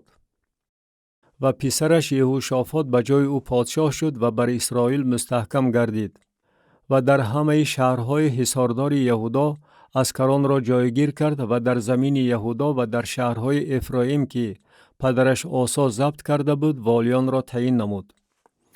و خداوند با یهوشافاط بود، زیرا که او با راههای اولی پدرش داوود رفتار نمود و بعلها را جویا نشد، بلکه خدای پدر خود را جویا شد و موافق احکام او رفتار نمود و نه بر طبق اعمال اسرائیل. و خداوند مملکت را در دست او استوار گردانید و تمام اهل یهودا هدیه ها برای یهوشافاط می آوردند و او ثروت و شفقت زیادی داشت. و دل او در راه های خداوند فخر می نمود و بلندی ها و عشیره ها را نیز از یهودا دور کرد. و در سال سیوم پادشاهی خود سرورانش بنحیل و عبدیا و زکریا و نتنئیل و میکایهو را فرستاد تا که در شهرهای یهودا تعلیم دهند. و با آنها لیوی زادگان شمعیاهو و نتنیاهو و اسائیل و شمیرامود و یهوناتان و ادونیاهو و توبیا و توب ادونیا که لیوی زادگان بودند. و با آنها الیشاما و یهورام که کاهنان بودند. و آنها در یهودا تعلیم می دادند و کتاب تورات خداوند با آنها بود و در همه شهرهای خداوند گردش کرده قوم را تعلیم می دادند. اقتدار یهوشافاط پرزور می گردد. و ترس خداوند همه سلطنت‌های کشورهای را که در گرد و پیش یهودا بودند فرا گرفت و آنها با یهوشافاط جنگ نکردند. و از فلیشتیان برای یهوشافاط هدیه و نقره خراج آوردند. عرب ها نیز برای او چاروا 7700 قوچقار و 7700 نربوز آوردند. و یهوشافاط تا رفت بیشتر قوت گرفته بزرگ شد و در یهودا قلعه ها و شهرهای ذخیره ها بنا کرد و هنرمندان سرشمار برای او در شهرهای یهودا کار میکردند و مردان جنگی جسور در یروشلیم داشت. و این از شماره آنها بر حسب خانواده هاشان. از یهودا میری هزارها که سروری آنها ادنا بود و با او 300,000 مردان جنگی بودند. و در پهلوی او یهوحانان سرور بود و با وی 280,000 سرباز بودند. و در پهلوی وی امسیا ابن ذکری بود که برای خداوند اعانت میداد و با او 200,000 مردان جنگی بودند. و از بنیامین الیادای مرد جنگی بود و با او 200,000 کمانوران و سپرداران بودند. و در پهلوی او یهوزاباد بود و با وی 180,000 پیشاهنگان لشکر بودند. اینها خدمت پادشاه را به جا می آوردند، غیر از آنهایی که پادشاه در شهرهای حصاردار در تمام یهودا جایگیر کرده بود. کتاب دویم وقایع نامه باب 18. اتفاق یهوشافاط با احاب. و یهوشافاط ثروت و شفقت زیادی داشت و با احاب خویشاوند شد. و بعد از چند سال نزد احاب به سامریه فرود آمد و احاب برای او و برای قومی که همراهش بودند گوسفندان و گاوان بسیار ذبح کرد و او را ترغیب نمود که به راموت گلعاد برآید. و احاب پادشاه اسرائیل به یهوشافاط پادشاه یهودا گفت: آیا با من به راموت گلعاد می روی؟ و او به وی گفت: چنان که توی آن چنان منم و چنان که قوم تویند آن چنان قوم منند و من با تو به جنگ خواهم رفت. انبیای کاذب احاب. و یهوشافاط به پادشاه اسرائیل گفت: لطفاً تو امروز کلام خداوند را بپرس. و پادشاه اسرائیل انبیا را که 400 نفر بودند جمع کرده به آنها گفت: آیا به راموت گلعاد برای جنگ برویم یا که خود را باز دارم؟ و آنها گفتند: برو و خدا آن را به دست پادشاه خواهد سپرد. و یهوشافاط گفت: آیا در اینجا باز نبی خداوند نیست تا که از وی بپرسیم؟ و پادشاه اسرائیل به یهوشافاط گفت: باز یک مرد هست که به واسطه وی از خداوند پرسیدن ممکن است، ولی من از وی نفرت دارم، زیرا که وی در حق من به خوبی نبوت نمی کند، بلکه تمام عمر خود به بدی. وی میکایهو ابن یملا می باشد. و یهوشافات گفت پادشاه چنین نگوید. و پادشاه اسرائیل یک خواجه سرا را خوانده گفت میکایهو ابن یملا را به زودی بیار. و پادشاه اسرائیل و یهوشافات پادشاه یهودا هر یکی لباسهای خود را پوشیده بر تخت خود در میدان دهن دروازه سامریه نشسته بودند و تمام انبیا به حضور آنها نبوت می‌کردند. و صدقیاهو ابن کنعانه شاخهای آهنین برای خود ساخته گفت خداوند چنین میگوید ارمیان را با اینها شاخ خواهی زد تا که تماما محو شوند. و تمام انبیا همین طور نبوت کرده می گفتند برام جلعاد بیره و کامیاب شو چون که خداوند آن را به دست پادشاه خواهد سپرد. نبوت حقیقی میکایهو. و قاصدی که برای خواندن میکایهو رفته بود به وی سخن رانده گفت اینک انبیا با یک آواز سخنان خوب در حق پادشاه میگویند.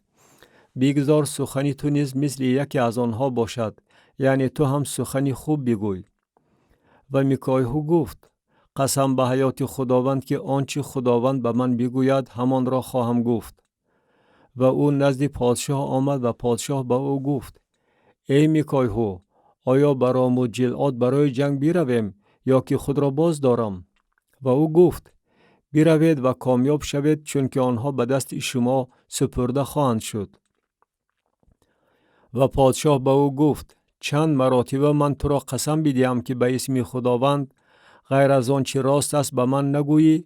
و او گفت تمام اسرائیل را مثل رمه‌ای که چوپان ندارد بر کوه‌ها پراکنده دیدم و خداوند گفت اینها صاحب ندارند، پس بگذار هر یک به خانه خود به سلامتی برگردند. و پادشاه اسرائیل به یهوشافات گفت آیا به تو نگفتم که وی در حق من به خوبی نبوت نمی کند بلکه به بدی؟ و او گفت پس کلام خداوند را بشنوید. من خداوند را بر تخت خود نشسته دیدم و تمام لشکر آسمان به طرف راست او و به طرف چپ او ایستاده بودند. و خداوند گفت کیست که احاب پادشاه اسرائیل را راضی کند تا که وی برامو جلعاد رفته فرو غلطد؟ یکی این طور گفت و دیگر آن طور گفت. و روح بیرون آمده به حضور خداوند ایستاد و گفت من او را راضی میکنم. و خداوند به وی گفت چی گونه؟ وی گفت من بیرون آمده روح کاذب در دهان تمام انبیای او میگردم. و او گفت تو راضی خواهی کرد و نیز موفقیت خواهی یافت، پس بیرون آمده چنین عمل نما. و اینک الحال خداوند روح کاذب در دهن این انبیای تو گذاشته است، ولی خداوند در حق تو سخنی بد گفته است. و صدقیاهو ابن کنعانه نزدیک آمده میکایهو را یک ترسگی زد و گفت با کدام راه روح خداوند از من عبور کرده است تا که با تو سخن گوید؟ و میکایهو گفت اینک در آن روزی که تو به حجره داخلی در آمده پنهان شوی این را خواهی دید. و پادشاه اسرائیل گفت میکایهو را بگیرید و او را نزد امون حاکم شهر و یوآش پسر پادشاه برگردانید و بگویید پادشاه چنین میگوید این را در زندان بیاندازید و نان کم و آب کم و را بخورانید تا دمی که من به سلامتی برگردم. و میکایهو گفت اگر تو به سلامتی برگردی خداوند به واسطه من سخن نگفته باشد. و گفت بشنوید همه قوم ها، هر بزرگ نزد رام و جلعاد ففت احاب. و پادشاه اسرائیل و یهوشافات پادشاه یهودا به رام و جلعاد رفتند. و پادشاه اسرائیل به یهوشافات گفت من لباس دیگر پوشیده به جنگ می درایم، ولیکن تو لباس خود را بپوش. و پادشاه اسرائیل لباس دیگر پوشیده به جنگ درآمد. و پادشاه ارام به سرداران عرابه هایش امر فرموده گفت نه با خرده و نه با کلانه بلکه تنها با پادشاه اسرائیل جنگ کنید. و هنگامی که سرداران عرابه ها یهوشافات را دیدند گفتند پادشاه اسرائیل همین است و او را احاطه نمودند تا که با او جنگ کنند. و یهوشافات فریاد زد و خداوند به او مدد کرد و خدا آنها را از او دور ساخت. و چون سرداران عرابه ها دیدند که او پادشاه اسرائیل نیست، از او دور شدند. و کسی زه کمانش را تصادفاً کشیده پادشاه اسرائیل را از میان کوکهای جفشنش زد. و او به عرابکش خود گفت: جلو را گردانیده مرا از میدان جنگ بیرون برار، زیرا که بیمار شدم. و در آن روز جنگ اوج گرفت و پادشاه اسرائیل را در عرابه‌اش در رو بروی ارمیان تا بیگاه روزی به پا خیزانیده نگاه داشتند و در وقت غروب آفتاب او مرد. کتاب دوم وقایع نامه باب 19. یهو اتفاق احاب و یهوشافاط را مذمت می نماید. و یهوشافاط پادشاه یهودا به خانه خود به یروشلیم به سلامتی برگشت. و یهو ابن حنانی غیبگوی به استقبال او بیرون آمد و به پادشاه یهوشافاط گفت: آیا تو را سزد که به شریر یاوری نمایی و دشمنان خداوند را دوست داری؟ از این سبب بر تو غضب از جانب خداوند به وجود آمده است. اما در تو اعمال نیک نیز یافت شده است، چون که اشیره ها را از زمین نیست کرده ای و دل خود را مایل آن گردانیده ای که خدا را جویا باشی. یهوشافاط خداپرستی حقیقی را از نو برقرار می نماید. و یهوشافاط در یروشلیم ساکن گردیده از نو نزد قوم از بیرشابه تا کوه افرایم بیرون آمد و آنها را سوی خداوند خدای پدرانشان برگردانید. و داوران را در مملکت در همه شهرهای یهودا شهر به شهر گذاشت. و به داوران گفت: دقت دهید که شما چگونه عمل میکنید، زیرا که نه برای آدم داوری می نماید، بلکه برای خداوند. و در عمل داوری او با شما خواهد بود. و الحال بگذار ترس خداوند بر شما باشد. احتیاطکارانه عمل نماید، زیرا که نزد خداوند خدای ما به انصافی و روبینی و رشوه‌خوری نیست. و در یروشلیم نیز یهوشافاط از لیوی زادگان و کاهنان و از سرداران خانواده های اسرائیل بهر داوری خداوند و محاکمه دعواها گذاشت و به یروشلیم برگشتند. و به آنها امر فرموده گفت: در ترس خداوند با ایمان و دل کامل چنین عمل کنید.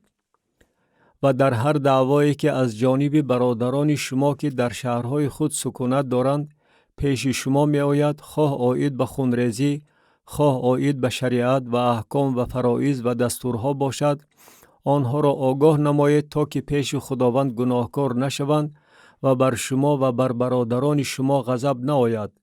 چنین عمل کنید و شما گناهکار نخواهید شد. و اینک امریاهوی سرکاهن بر سر شما در هر کار خداوند است و زبدیاهو ابن اسماعیل که رئیس خاندان یهودا می باشد در هر کار پادشاه است و ناظران لیویزاده پیش شمایند. پس قوی باشد و عمل کنید و خداوند با نیکان خواهد بود. کتاب دوم وقایع نامه باب 20. به یهودا هجوم آوردن موآبیان. و بعد از آن چنین واقع شد که بنی موآب و بنی عمون و با آنها بعضی از معونیان به مقابل یهوشافاط برای جنگ آمدند. و نزد یهوشافاط آمدند و خبر داده گفتند: انبوه بزرگ از آن طرف بحر از ارم به مقابل تو می آیند و اینک آنها به حسسون تامار که همان عین جدی باشد رسیدند. دعای یهوشافاط. و یهوشافاط به هراس افتاد و به مدد خداوند روی آورد و در تمام یهودا روزه‌داری اعلان کرد. و اهل یهودا جمع شدند تا که از خداوند مدد پرسند. از همه شهرهای یهودا نیز آمدند تا که از خداوند مدد پرسند.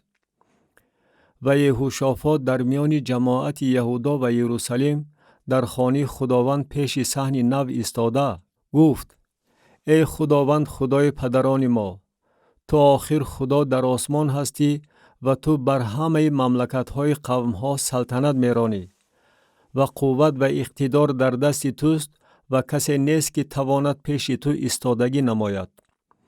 تا آخر ای خدای ما ساکنان این زمین را از پیش قوم خود اسرائیل به در رانده ای و آن را به نسل دوست خود ابراهیم به صورت ابدی داده ای و آنها در آن ساکن شدند و برای تو قدس به اسم تو در آن بنا کرده گفتند اگر مصیبت شمشیر جزادهنده یا وبا و قحطی بر ما بیاید ما پیش این خانه و پیش تو چون که اسم تو در این خانه است بیستیم و سوی تو در تنگی خود استغاثه بریم و تو اجابت نموده نجات خواهی داد.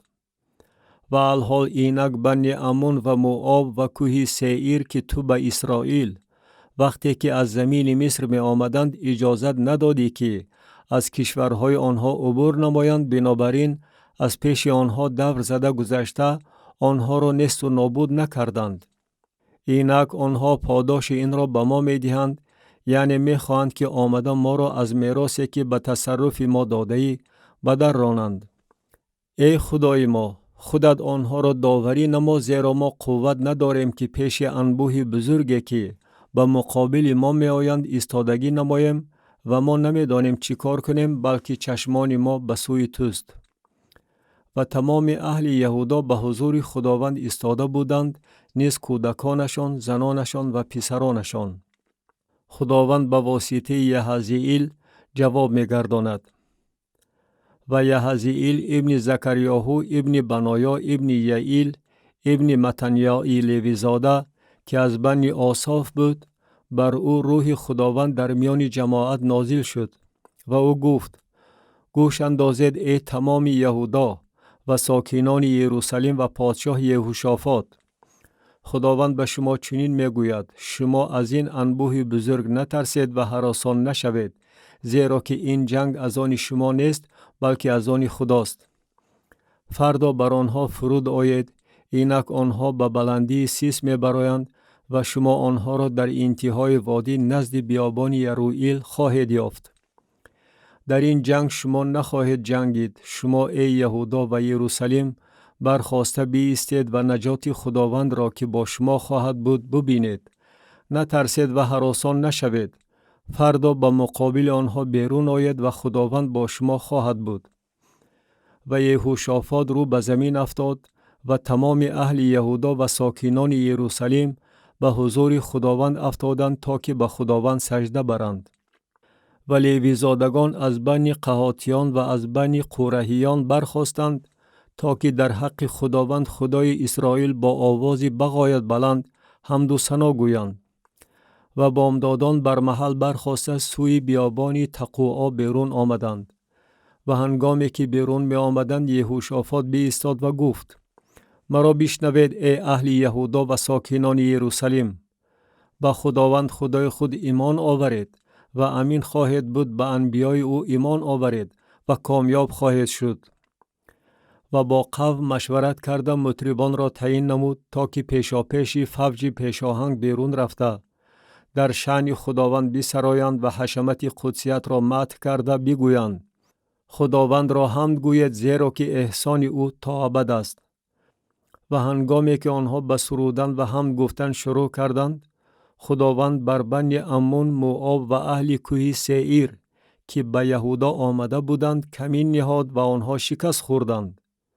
و بنی امون و موآب بر ساکنان کوه سعیر قیام نموده آنها را نیست و نابود کردند و هنگامی که کار ساکنان سعیر را تمام کردند یکدیگر را کشتن گرفتند. و هنگامی که اهل یهودا به دیدبانگاه بیابان رسیده به آن انبوه نظر انداختند، اینک جسدهای مرده بر زمین خوابیده است و رستگار نیست. و یهوشافاط با قوم خود برای گرفتن غنیمت آنها آمد و نزد آنها مال و ملک و سر و لباس و چیزهای گرانبهای زیادی یافتند و برای خود آن قدر گرفتند که یارای برداشته بردن نداشتند و 3 روز آنها غنیمت را می گرفتند، زیرا که بغایت بسیار بود. با تنتنه به یروشلیم برگشتند و در روز 4 در وادی برکت جمع شدند، زیرا که در آنجا خداوند را مبارک خواندند. بنابراین نام آن مکان را وادی برکت نهادند که تا امروز چنین است. و تمام مردم یهودا و یروشلیم با سرداری یهوشافاط با شادمانی به یروشلیم برگشتند، زیرا که خداوند آنها را بر دشمنانشان شاد گردانیده بود. و در یروشلیم با بربطها و عودها و کرنیها نزد خانه خداوند آمدند. و ترس خدا همه سلطنت‌های کشورها را فرا گرفت، چون شنیدند که خداوند با دشمنان اسرائیل جنگیده است. و مملکت یهوشافاط آسوده شد و خدای او به او از هر طرف آرامی عطا نمود. و یهوشافاط بر یهودا پادشاهی کرد. در وقت پادشاه شدنش 35 ساله بود و 25 سال در یروشلیم پادشاهی کرد. و نام مادرش عزوبا بنت شلحی بود. و با راه پدر خود آسا رفتار نمود و از آن دور نشده آنچه در نظر خداوند مقبول بود به عمل آورد. اما بلندی ها برهم داده نشد و قوم هنوز دلهای خود را سوی خدای پدران خود روانه نکرده بودند. و بقیه اعمال یهوشافاط از اول تا آخر در وقایع نامه یهو ابن حنانی که آن در کتاب پادشاهان اسرائیل داخل است نوشته شده است. یهوشافاط با احزیا شریک می شود. و بعد از این یهوشافاط پادشاه یهودا با احزیا پادشاه اسرائیل که شریرانه رفتار میکرد شریک شد. و با وی شریک شد تا که کشتی ها ساخته به ترشیش روانه کند و آنها در ایسیون جابر کشتی ها ساختند. و الیعازر ابن دوداواهو که از مارشا بود در حق یهوشافاط نبوت نموده گفت: از بس که با احزیا شریک شدی خداوند کاری تو را ویران خواهد کرد. و کشتی ها در هم شکسته به ترشیش نتوانستند بروند. کتاب دوم وقایع نامه باب 21. یهورام بعد از فوت پدرش بر یهودا پادشاه می شود. و یهوشافاط با پدران خود خوابید و با پدران خود در شهر داوود دفن کرده شد. و پسرش یهورام به جای او پادشاه شد. و برادران او پسران یهوشافاط اینها بودند: عزریاهو و یحییل و زکریاهو و عزریاهو و میکائیل و شفدیاهو. همه اینها پسران یهوشافاط پادشاه اسرائیل بودند. و پدرشان با آنها انعامهای زیادی از نقره و طلا و چیزهای گرانبها با شهرهای حصاردار در یهودا بخشید. ولیکن سلطنت را به یهورام داد، زیرا که او نخست زاده بود. و هنگامی که یهورام سلطنت پدرش را صاحب شده قوت گرفت، همه برادران خود و نیز بعضی را از سروران اسرائیل با شمشیر کشت. در وقت پادشاه شدنش یهورام 32 ساله بود و 8 سال در یروشلیم پادشاهی کرد. و او با راه پادشاهان اسرائیل رفتار کرد، چنان که خاندان احاب رفتار کرده بودند، زیرا که دختر احاب زنی او بود و آنچه در نظر خداوند بد بود به عمل آورد. ولی خداوند به خاطر عهدی که با داوود بسته بود نخواست خاندان داوود را به هلاکت رساند، زیرا به او وعده داده بود که برای او و فرزندان او عمرباد چراغی بدهد. عصیان ادوم و لبنا. در ایام او ادوم از زیر دست یهودا عصیان برداشت و آنها بر خود پادشاه گذاشتند. و یهورام با سرداران خود عبور نمود و همه عرابه هایش با او بود. و شبانه او برخاست و صفهای ادومیان را که او و سرداران عرابه ها را احاطه کرده بودند رخنه نموده عقیب نشست. و ادوم از زیر دست یهودا عصیان برداشت که تا امروز چنین است. در آن زمان لبنا از زیر دست او عصیان برداشت، زیرا که او خداوند خدای پدران خود را ترک کرد. همچنین او بلندی ها در کوههای یهودا برپا نمود و ساکنان یروشلیم را زیناکار گردانید و اهل یهودا را به وسوسه انداخت. مکتوب از الیاس نبی. و مکتوب از الیاس نبی به او رسید که در آن گفته شده بود: خداوند خدای پدرت داوود چنین میگوید: از بس که تو با راه های پدرت یهوشافاط و با راه های آسا پادشاه یهودا رفتار نکردی، بلکه با راه پادشاهان اسرائیل رفتار نموده، اهل یهودا و ساکنان یروشلیم را زیناکار گرداندی، چنان که خاندان احاب زیناکار گردانیده بودند. و نیز برادران خود را از خاندان پدرت که از تو بهتر بودند به قتل رساندی. اینک خداوند قوم تو و پسران تو و زنان تو و تمام مال و ملک تو را به بلای عظیم گرفتار خواهد کرد و خودت به دردهای زیاده، یعنی به بیماری امعای خود مبتلا خواهی شد، تا به درجه که امعایت از آن درد روز به روز بیرون خواهد آمد. و خداوند روح فلیشتیان و عرب ها را که در پهلوی حبشیان بودند به مقابل یهورام برانگیخت و آنها به یهودا هجوم آوردند و آن را رخنه کرده در آمدند و تمام مال و ملکی را که در خانه پادشاه یافت شد و پسران و زنان او را نیز به اسیری بردند. و برای او غیر از یهوآحاز که خردترین پسرانش بود پسر باقی نماند. بیماری علاج ناپذیر یهورام و ففت او. و بعد از همه این خداوند امعای او را به بیماری علاج ناپذیر گرفتار کرد و با مرور ایام وقتی که 2 سال به انتها رسید، امعایش از شدت دردش بیرون آمده او با عذاب سخت مرد و قومش برای او آتش نفروختند چنان که برای پدران او برافروخته بودند. در وقت پادشاه شدنش او 32 ساله بود و 8 سال در یروشلیم پادشاهی کرد و به آنکه سزاوار دلسوزی گردیده باشد از دنیا درگذشت و او را در شهر داوود دفن کردند، ولی نه در مقبره پادشاهان. کتاب دوم وقایع نامه باب 22.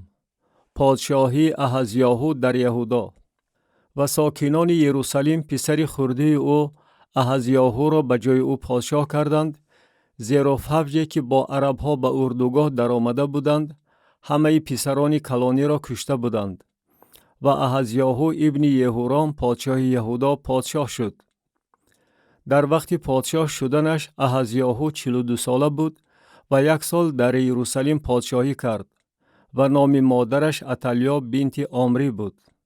او نیز با راههای خاندان احاب رفتار نمود، زیرا که مادرش مشورتچی او بود تا که کارهای شریرانه بکند و مثل خاندان احاب آنچه در نظر خداوند بد بود به عمل آورد، زیرا که آنها بعد از فوت پدرش مشورتچیان او بودند تا که به هلاکت برسد.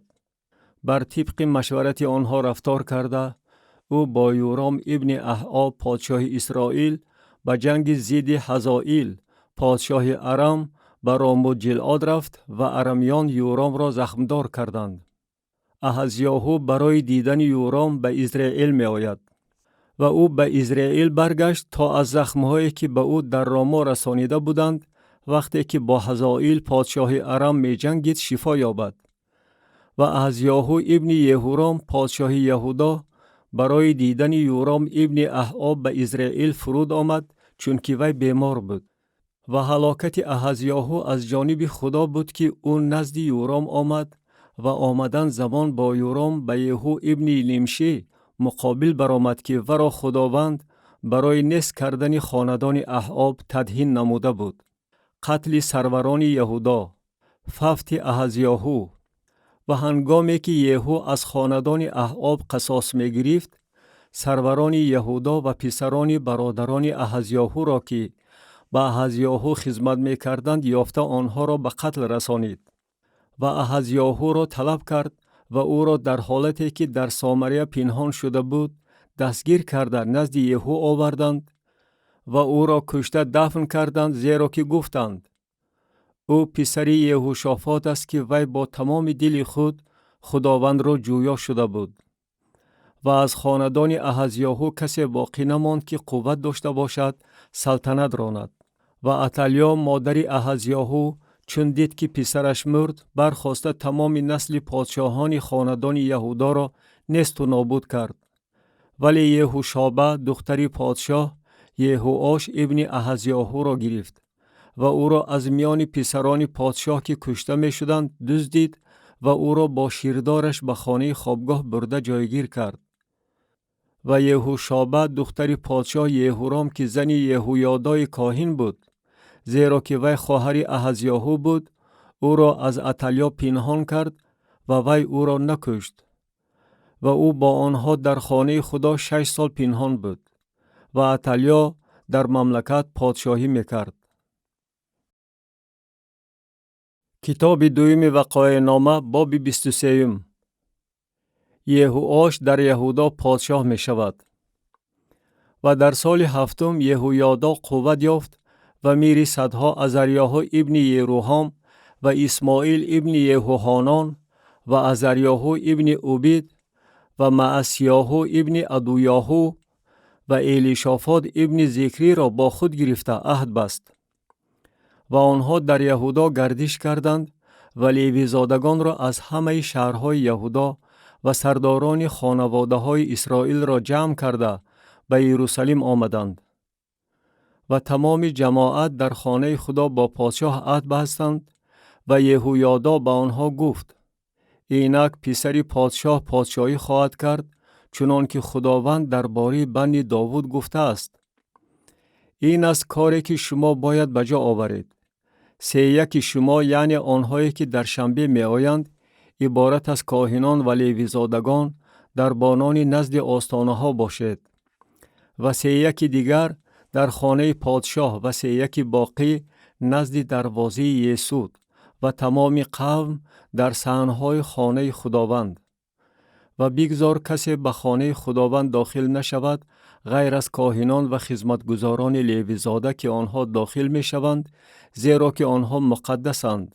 و تمام قوم بگذار نوبتداری خداوند را به جا آورند.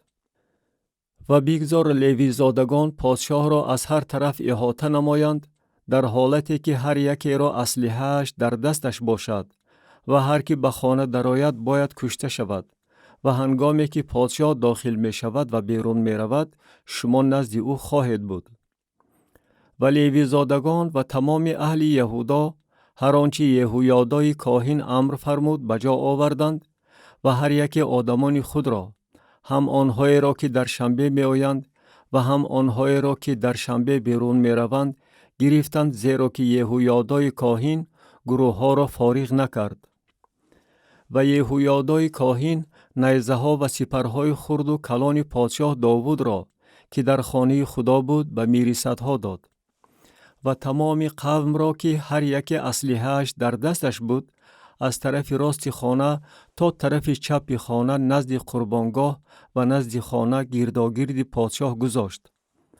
و پسر پادشاه را برآوردند، تاج و شهادت را بر او گذاشتند و او را پادشاه کردند. و یهویادا و پسرانش او را تدهین نموده گفتند: زنده باد پادشاه.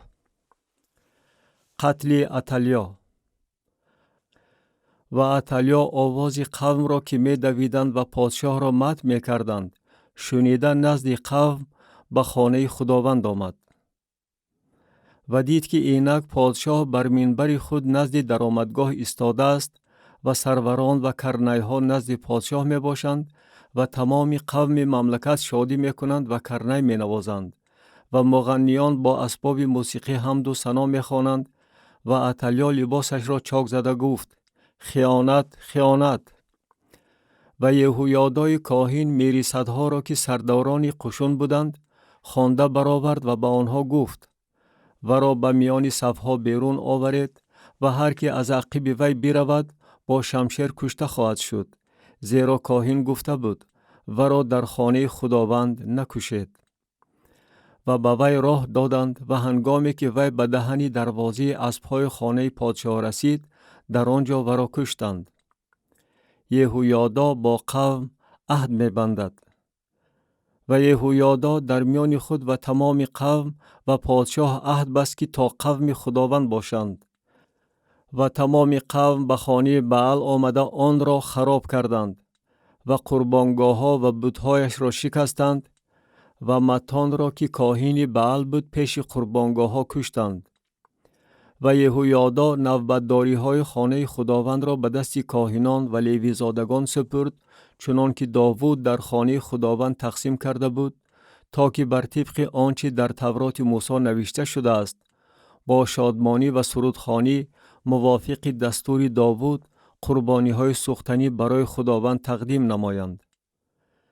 و دربانان را نزد دروازه های خانه خداوند گذاشت تا کسی که از یگان جهت پلید است داخل نشود. و میری صدها و اعیان و حاکمان قوم و تمام قوم مملکت را گرفت و پادشاه را از خانه خداوند فرود آورد و اندرون دروازه بالایی خانه پادشاه داخل شدند و پادشاه را بر تخت سلطنت نشانیدند. و تمام قوم مملکت شادی کردند و شهر آرام یافت و اتالیا را با شمشیر کشتند. کتاب دویم وقایع نامه باب 24. پادشاهی یهوآش. در وقت پادشاه شدنش یهوآش 7 ساله بود و 40 سال در یروشلیم پادشاهی کرد و نام مادرش سیدیا از بئرشابه بود. و یهوآش در تمام ایام یهویادای کاهن آنچه را که در نظر خداوند مقبول بود به عمل آورد. و برای او یهویادا 2 زن گرفت و او پسران و دختران به دنیا آورد. و بعد از آن چنین واقع شد که به دل یهوآش فکری تعمیر کردن خانه خداوند آمد. و او کاهنان و لیوی زادگان را جمع کرده با آنها گفت: به شهرهای یهودا برآیید و از تمام اسرائیل برای تعمیر خانه خدای خود سال به سال نقره جمع کنید و در این کار شتاب نمایید. ولیکن لیوی زادگان شتاب نکردند.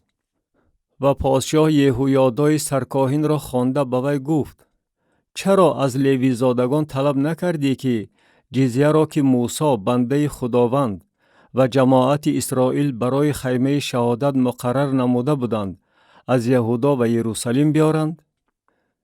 زیرا که پسران اتالیای نجیسه به خانه خدا زده در آمده همه وقفهای خانه خداوند را برای بعلها استفاده کرده بودند. تعمیر معبد. و پادشاه امر فرمود و صندوق ساخته آن را نزد دروازه خانه خداوند از بیرون گذاشتند. و در یهودا و یروشلیم اعلان کردند که جزیه را که موسی بنده خدا در بیابان بر اسرائیل مقرر نموده بود برای اسرائیل بیارند. و همه سروران و تمام قوم شادی کردند و آورده در صندوق انداختند تا دمی که پر شد. و هنگامی که صندوق را به واسطه لیوی زادگان نزد عملداران پادشاه می آوردند و آنها می دیدند که نقره بسیار است، کاتب پادشاه و عملدار سرکاهن آمده صندوق را خالی می کردند و آن را برداشته از نو در جایش می گذاشتند.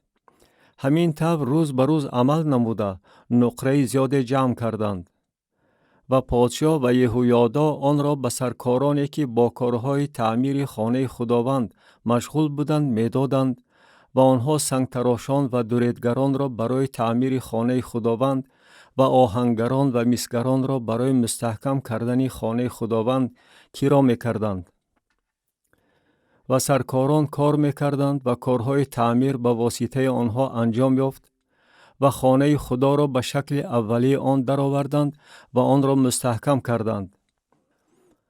و پس از انجام دادنشان بقیه نقره را به پادشاه و یهویادا آوردند و از آن برای خانه خداوند کالا ساختند، یعنی کالای خدمت و کالا برای قربانی های سوختنی و قاشق ها و اسباب طلا و نقره. و در تمام ایام یهویادا در خانه خداوند قربانی های سوختنی تقدیم می کردند. و یهویادا پیر و سال خورده گردیده مرد. در وقت مردنش 130 ساله بود. و او را در شهر داوود با پادشاهان دفن کردند، زیرا که در اسرائیل برای خدا و برای خانه او کارهای نیک کرده بود. معصیت سروران. و بعد از فوت یهویادا سروران یهودا آمده به پادشاه سجده بردند. آنگاه پادشاه به آنها گوش داد و آنها خانه خداوند خدای پدران خود را ترک نموده اشیره ها و بتها را عبادت کردند و از برای این معصیتشان غضب بر یهودا و یروشلیم به وجود آمد. و او انبیا را نزد آنها فرستاد تا که آنها را سوی خداوند برگردانند و آنها را تأکید کردند، ولی آنها گوش ندادند. و روح خدا زکریا ابن یهویادای کاهن را فرا گرفت و او بر بلندی پیش قوم ایستاده با آنها گفت: خدا چنین میگوید: چرا شما احکام خداوند را پایمال میکنید؟ شما کامیاب نخواهید شد، زیرا که خداوند را ترک کردید و او نیز شما را ترک خواهد کرد. و آنها بر او سوی قصد نموده او را در صحن خانه خداوند بر طبق امر پادشاه سنگسار کردند. و پادشاه یهوآش احسانی را که پدر او یهویادا به وی کرده بود به خاطر نآورده، پسرش را به قتل رسانید. و او در وقت مردنش گفت: خداوند این را ببیند و بازخواست نماید. ارمیان به یهودا هجوم میکنند. فوت یهوآش. و بعد از گذشتن 1 سال لشکر ارم به مقابل او برآمده به یهودا و یروشلیم داخل شدند و همه سروران قوم را از میان قوم کشتند و تمام غنیمتی را که از آنها گرفته بودند به پادشاه دمشق فرستادند. اگرچه لشکر ارم با اندک آدمان آمده بودند، خداوند لشکری بغایت سرشمار را به دستشان سپرد، زیرا که خداوند خدای پدران خود را ترک کرده بودند و یهوآش را نیز شکنجه کردند. و هنگامی که از پیش او رفتند، نوکرانش بر او سوی قصد نموده او را از برای خون پسر یهویادای کاهن بر بسترش کشتند و او مرد. و او را در شهر داوود دفن کردند، ولی او را در مقبره پادشاهان دفن نکردند. و کسانی که بر او سوی قصد کردند اینهایند: زاباد ابن شمعات امونیه و یهوزاباد ابن شمریت موآبیه. و درباره پسرانش و درباره نبوت‌های زیادی که در حق او کردند و درباره تعمیر خانه خداوند در ایضاحات کتاب پادشاهان نوشته شده است. و پسرش امسیا به جای او پادشاه شد. کتاب دوم وقایع نامه باب 25. امسیا بر یهودا پادشاهی میکند. امسیا در سن 25 سالگی پادشاه شد و 29 سال در یروشلیم پادشاهی کرد و نام مادرش یهوعدان از یروشلیم بود. و آنچه در نظر خداوند مقبول بود به عمل آورد، اما نه با دل کامل. و هنگامی که سلطنت در دستش مستحکم شد، نوکران خود را که پدرش پادشاه را کشته بودند به قتل رسانید. ولی پسران آنها را نکشت، بر طبق نوشته کتاب تورات موسی که در آن خداوند امر فرموده گفته است: پدران نباید برای گناه پسران کشته شوند و پسران نباید برای گناه پدران کشته شوند، بلکه هر کس باید برای گناه خودش کشته شود. جنگ به مقابل ادوم. و امسیا اهل یهودا را جمع کرد و آنها را موافق خانواده ها در تمام یهودا و بنیامین زیر فرمان میر هزارها و میر صدها گذاشت. و آنها را از 20 ساله و بالاتر در شمار آورده 300,000 گزینان نیزور و سپردار را یافت که می توانستند به عسکری بروند. و از اسرائیل 100,000 مردان جنگی را به بهای 100 کیکر نقره کرا کرد. ولی مرد خدا نزد او آمده گفت: ای پادشاه، بگذار لشکر اسرائیل با تو نروند، زیرا که خداوند با اسرائیل، یعنی با تمام بنی افرایم نیست.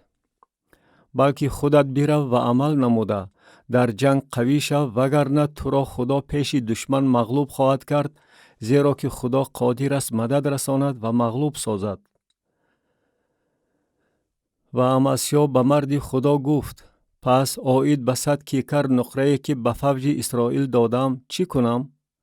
و مرد خدا گفت: خداوند قادر است به تو از این زیادتر بدهد. و امسیا آن فوج را که نزد او از افرایم آمده بودند جدا کرد تا که به مکان خود بروند. و غضب آنها بر یهودا بغایت علنگه گرفت و آنها خشمگین شده به مکان خود برگشتند.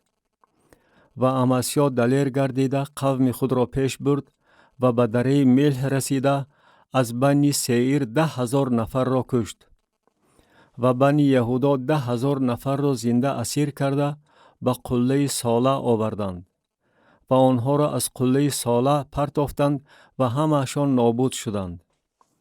و اهل آن فوج که امسیا آنها را برگردانیده بود تا که با او به جنگ نروند، در شهرهای یهودا از سامریه تا بیت هورون پراکنده شده 3000 نفر را کشتند و غنیمت زیادی را به تاراج بردند. و هنگامی که امسیا به ادومیان شکست رسانیده برگشت، او خدایان بنی سعیر را آورده نزد خود آنها را همچون خدایان برقرار نمود و پیش آنها سجده برد و برای آنها بخور سوزانید. و غضب خداوند بر امسیا علنگه گرفت و نبی را نزد او فرستاد که وی به او گفت: چرا تو خدایان قوم را جویا شده ای که آنها نتوانستند قوم خود را از دست تو رها کنند؟ و هنگامی که وی به او سخن میراند، او به وی گفت: آیا تو را مشورتچی پادشاه تعیین کردند؟ بس کن، چرا تو را بکشند؟ و نبی بس کرده گفت: می دانم که خدا قرار داده است تو را نابود کند، زیرا که تو این کار را کردی و به مشورت من گوش ندادی. جنگ یهودا با اسرائیل. و امسیا پادشاه یهودا مشورت نمود و نزد یوآش ابن یهوآحاز ابن یهو پادشاه اسرائیل فرستاده گفت: بیا رو برو شویم. و یوآش پادشاه اسرائیل نزد امسیا پادشاه یهودا فرستاده گفت: موشخاری که در لبنان است به ارزی که در لبنان است فرستاده گفته است: دختری خود را به پسر من بزنی بده. ولیکن حیوانی دشتی که در لبنان است گذر کرده موشخار را پایمال نموده است. می گویی اینک ادوم را شکست دادم و دلت مغرور شده است و تو با خود می بالی. الحال در خانه خود بنشین. چرا تو بدبختی را اغوا می دهی تا که خودت فرو غلطی و همچنین یهودا همراه تو؟ ولی امسیا گوش نداد، زیرا که این از جانب خدا بود تا که آنها را به دست دشمن بسپارد، چون که خدایان ادوم را جویا شده بودند. و یوآش پادشاه اسرائیل برآمد و او و امسیا پادشاه یهودا در بیت شمش که در یهوداست رو برو شدند. و اهل یهودا پیش اسرائیل مغلوب گردیده هر یکی به خیمه های خود گریخته رفتند. و یوآش پادشاه اسرائیل امسیا ابن یهوآش ابن یهوآحاز پادشاه یهودا را در بیت شمش دستگیر نمود و او را به یروشلیم آورد و حصار یروشلیم را از دروازه افرایم تا دروازه کنجکی به اندازه 400 ذراع خراب کرد. و تمام طلا و نقره و تمام کالای را که در خانه خدا نزد عبید ادوم یافت شد و خزائن خانه پادشاه و گروگانان را گرفته به سامریه برگشت. و امسیا ابن یهوآش پادشاه یهودا بعد از فوت یوآش ابن یهوآحاز پادشاه اسرائیل 15 سال زندگی کرد. فوت امسیا. و بقیه اعمال امسیا از اول تا آخر در کتاب پادشاهان یهودا و اسرائیل نوشته شده است. و از زمانی که امسیا از پیروی خداوند دور شد، در یروشلیم به مقابل او سوی قصد کردند و او به لاکیش گریخت و از عقیب او به لاکیش فرستادند و او را در آنجا کشتند. و او را بر اسبها برداشته آوردند و او را با پدرانش در شهر داوود دفن کردند. کتاب دوم وقایع نامه باب 26. پادشاه شدن اوزیا و موفقیت‌های حربی او. و تمام قوم یهودا اوزیا را که 16 ساله بود گرفته به جای پدرش امسیا او را پادشاه کردند. بعد از آن که پادشاه امسیا با پدرانش خوابید، اوزیا ایلت را بنا کرد و آن را به یهودا برگردانید. اوزیا در وقت پادشاه شدن 16 ساله بود و 52 سال در یروشلیم پادشاهی کرد و نام مادرش یکالیا از یروشلیم بود. و آنچه در نظر خداوند مقبول بود به عمل آورد، موافق هر آنچه پدرش امسیا به عمل آورده بود. و در ایام زکریا که رؤیاهای خدا را فهم می نمود، او خدا را جویا بود و در روزهایی که خداوند را جویا بود، خدا او را کامیاب می گردانید. و او بیرون آمده با فلیشتیان جنگ کرد و حصار جد و حصار یبنه و حصار اشدود را خراب کرد و در حدود اشدود و فلیشتیان شهرها ساخت. و خدا به او به مقابل فلیشتیان و به مقابل عرب‌هایی که در گوربائل سکونت داشتند و به مقابل معونیان مدد رسانید. و امونیان به اوزیا خراج می دادند و نام او تا حدود مصر شهرت یافت، زیرا که او نهایت درجه پرزور گردیده بود. و اوزیا برج‌ها در یروشلیم بر دروازه کنجکی و بر دروازه دره و بر گوشه حصار بنا کرد و آنها را مستحکم نمود. و برج‌ها در بیابان بنا کرد و چاه‌های بسیار کند، زیرا که چاروای زیاده در پستی و در دشت رویه و زیر آن و باغبانان و کوهستان و باغستان داشت، چون که زراعت را دوست می داشت. و اوزیا لشکر برای عملیات حربی داشت که فوج فوج به میدان کارزار می برآمدند، بر طبق روی خطی سرشمارشان که آن به واسطه یعییل کاتب و معصیای ناظر با سرداری حنانیاهو که یکی از سروران پادشاه بود ترتیب داده شده بود.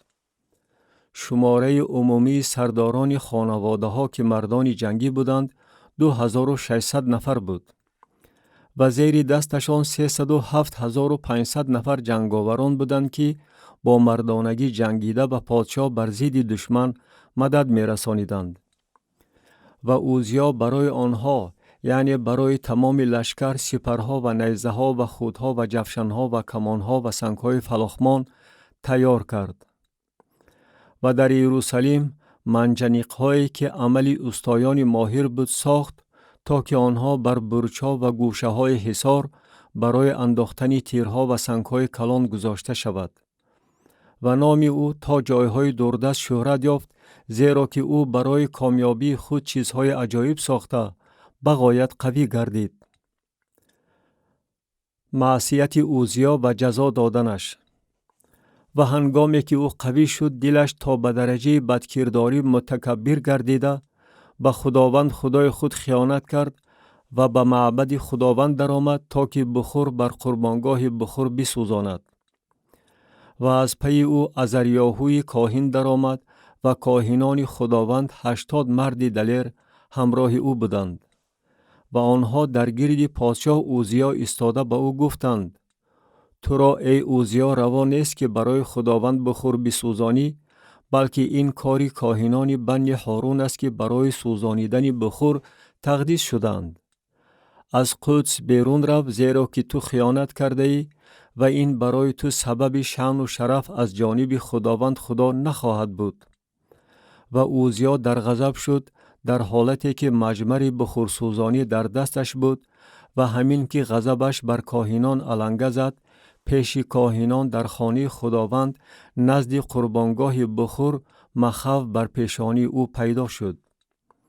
و عزریاهوی سرکاهن و همه کاهنان به او نظر انداختند و اینک مخاو بر پیشانی او بود و با شتاب او را از آنجا برآوردند و خودش نیز به برآمدن شتافت، زیرا که خداوند او را به بلا گرفتار کرده بود. و پادشاه اوزیا تا روز فوت خود مخوی بود و در مخوخانه سکونت داشت، زیرا که از خانه خداوند رد کرده شده بود. و پسرش یوتام سردار خانه پادشاه بوده، قوم مملکت را داوری می نمود. فوت اوزیا. در یهودا پادشاه شدن یوتام. و بقیه اعمال اوزیا را از اول تا آخر نبی اشعیا ابن آموس نوشته است. و اوزیا با پدران خود خوابید و او را با پدرانش در میدان مقبره پادشاهان دفن کردند، زیرا که گفتند او مخوی است. و پسرش یوتام به جای او پادشاه شد. کتاب دوم وقایع نامه باب 27. پادشاهی یوتام و فوت او. در وقت پادشاه شدنش یوتام 25 ساله بود و 16 سال در یروشلیم پادشاهی کرد و نام مادرش یروشا بنت صادق بود. و آنچه در نظر خداوند مقبول بود به عمل آورد، موافق هر آنچه پدرش اوزیا به عمل آورده بود. اما به معبد خداوند داخل نشد، ولی قوم هنوز گناه میکردند. و او دروازه بالای خانه خداوند را بنا کرد و نزد حصار برج اوفل عمارت بسیار ساخت. و بر کوهستان یهودا شهرها بنا کرد و در جنگلستان قلعه ها و برج ها ساخت. و او با پادشاه بنی امون جنگ کرده بر آنها دست بالا شد و در آن سال بنی امون به او 100 کیکر نقره و 10,000 کور گندم و 10,000 کور جو دادند. و در سال دوم و سال سیوم بنی امون همین چیزها را به او دادند.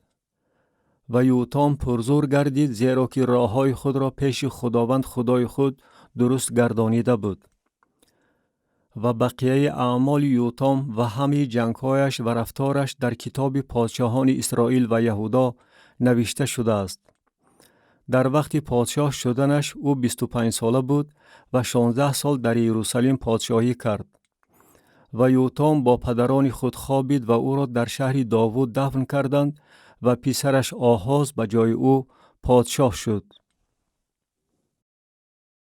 کتاب دوم وقایع نامه باب 28. پادشاهی آهاز.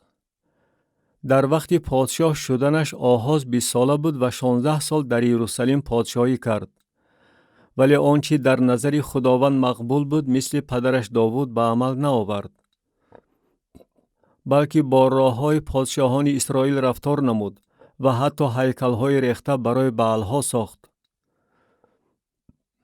و او در دره بن حنوم بخور سوزانید و پسران خود را از آتش گذرانید، موافق عادتهای زشت خلق‌هایی که خداوند آنها را از پیش بنی اسرائیل به در رانده بود. و بر بلندی‌ها و تلها و زیر هر درخت سبز قربانی می‌کرد و بخور می‌سوزانید. جنگ به موفقیت آهاز با فقه.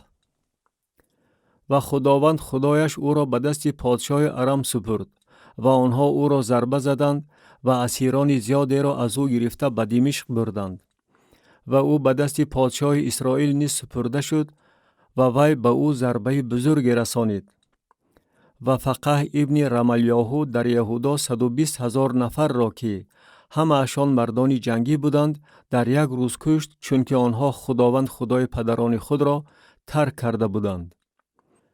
و ذکری که پهلوان افرایم بود، معسیاهو پسر پادشاه و ازریقام رئیس خانه و القانا را که شخص دوم بعد از پادشاه بود کشت.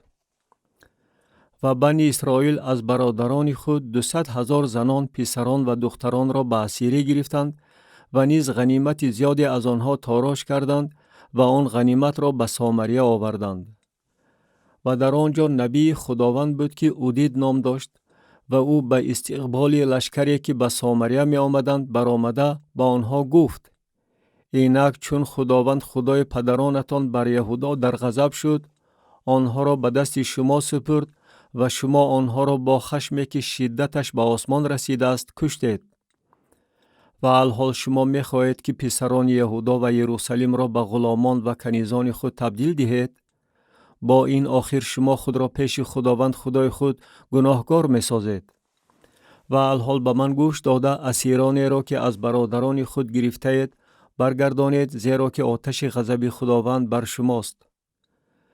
و بعضی کسان از سرداران بنی افرایم چنانچه عزریاهو ابن یهوحانان و برخیاهو ابن مشولیموت و یحزقیاهو ابن شلوم و اماسا ابن حدلای به استقبال لشکریانی که از جنگ برمیگشتند برخواسته به آنها گفتند: اسیران را به اینجا نبیارید، زیرا که این عمل بر ما گناه پیش خداوند خواهد شد و شما می خواهید گناه ها و معصیت های ما را افزون گردانید، چون که گناه ما عظیم است و آتش غضب بر اسرائیل خواهد بود. و فوج پیش آهنگ اسیران و غنیمت را پیش سروران و تمام جماعت واگذاشتند. و مردانی که نامشان ذکر یافت برخاسته اسیران را دستگیری کردند و همه برهنگان آنها را از غنیمت پوشانیدند، یعنی آنها را سر و لباس و پای افضل پوشانیدند و خورانیدند و نوشانیدند و روغن مالیدند و همه کم قوتان را به خرها سوار کرده به یریحو که شهر نخل هاست نزد برادرانشان بردند و خودشان به سامریه برگشتند. ادومیان و فلیشتیان به یهودا هجوم میکنند. در آن زمان پادشاه آحاز نزد پادشاهان اشور فرستاد تا که به او مدد رسانند. و باز ادومیان آمده یهودا را ضربه زدند و به اسیری گرفتند.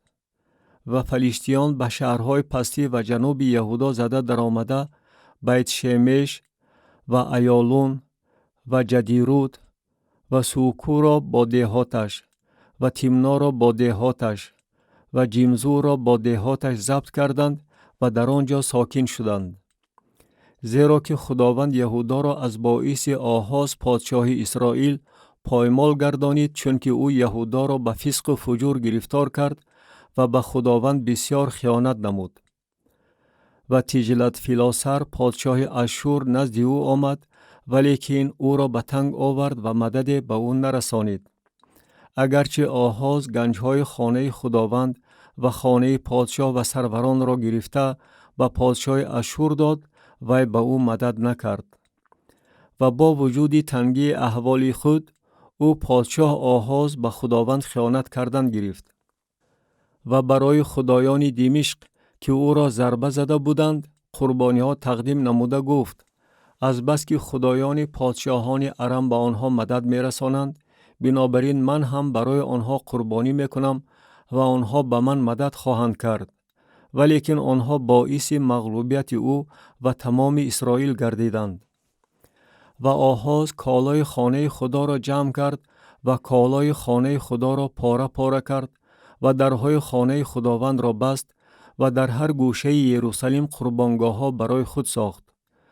و در همه شهرهای یهودا بلندی ها ساخت تا که برای خدایان بیگانه بخور سوزاند و با این رفتارش خداوند خدای پدران خود را خشمگین کرد. ففت آحاز بر تخت نشستن حزقیا. و بقیه اعمال او و همه راههای او از اول تا آخر در کتاب پادشاهان یهودا و اسرائیل نوشته شده است. و آحاز با پدران خود خوابید و او را در شهر در یروشلیم دفن کردند، ولیکن او را به مقبره پادشاهان اسرائیل نآوردند. و پسرش حزقیا به جای او پادشاه شد. کتاب دوم وقایع نامه باب 29. حزقیا در یهودا پادشاهی می کند و خداپرستی را از نو برقرار می نماید. حزقیا در سن 25 سالگی پادشاه شد و 29 سال در یروشلیم پادشاهی کرد و نام مادرش ابیا بنت زکریا بود. و آنچه در نظر خداوند مقبول بود به عمل آورد، موافق هر آنچه پدرش داوود به عمل آورده بود. در سال اول پادشاهی خود در ماه یکم او درهای خانه خداوند را باز کرد و آنها را تعمیر نمود. و کاهنان و لیوی زادگان را آورانید و آنها را در میدان شرقی جمع کرد. و با آنها گفت: مرا بشنوید ای لیوی زادگان، الحال خود را تقدیس نماید و خانه خداوند خدای پدران خود را تقدیس نموده نجاست را از قدس بیرون آورید. زیرا که پدران ما خیانت کردند و آنچه در نظر خداوند بد بود به عمل آوردند و او را ترک کردند و روی خود را از مسکن خداوند گردانیدند و پشت خود را نشان دادند. همچنین درهای رواق را بستند و چراغها را کشتند و بخور نسوزانیدند و قربانی های سوختنی در قدس خدای اسرائیل تقدیم نکردند. و غضب خداوند بر یهودا و یروشلیم علنگه زد و او آنها را گرفتار دهشت، خرابی و مدهوشی گردانید، چنان که شما با چشمان خود می بینید. و اینک پدران ما به دم شمشیر فرو غلطیدند و پسران و دختران و زنان ما از این سبب به اسیری رفتند. الحال دلخواه من این است که با خداوند خدای اسرائیل عهد بندیم تا که آتش غضب او از ما برگردد. ای فرزندانم، الحال بی‌پروایی نکنید، زیرا که خداوند شما را برگزیده است تا که به حضور او ایستاده خدمت او را به جا آورید و برای او خدمتگزاران و سوزانندگان بخور باشید.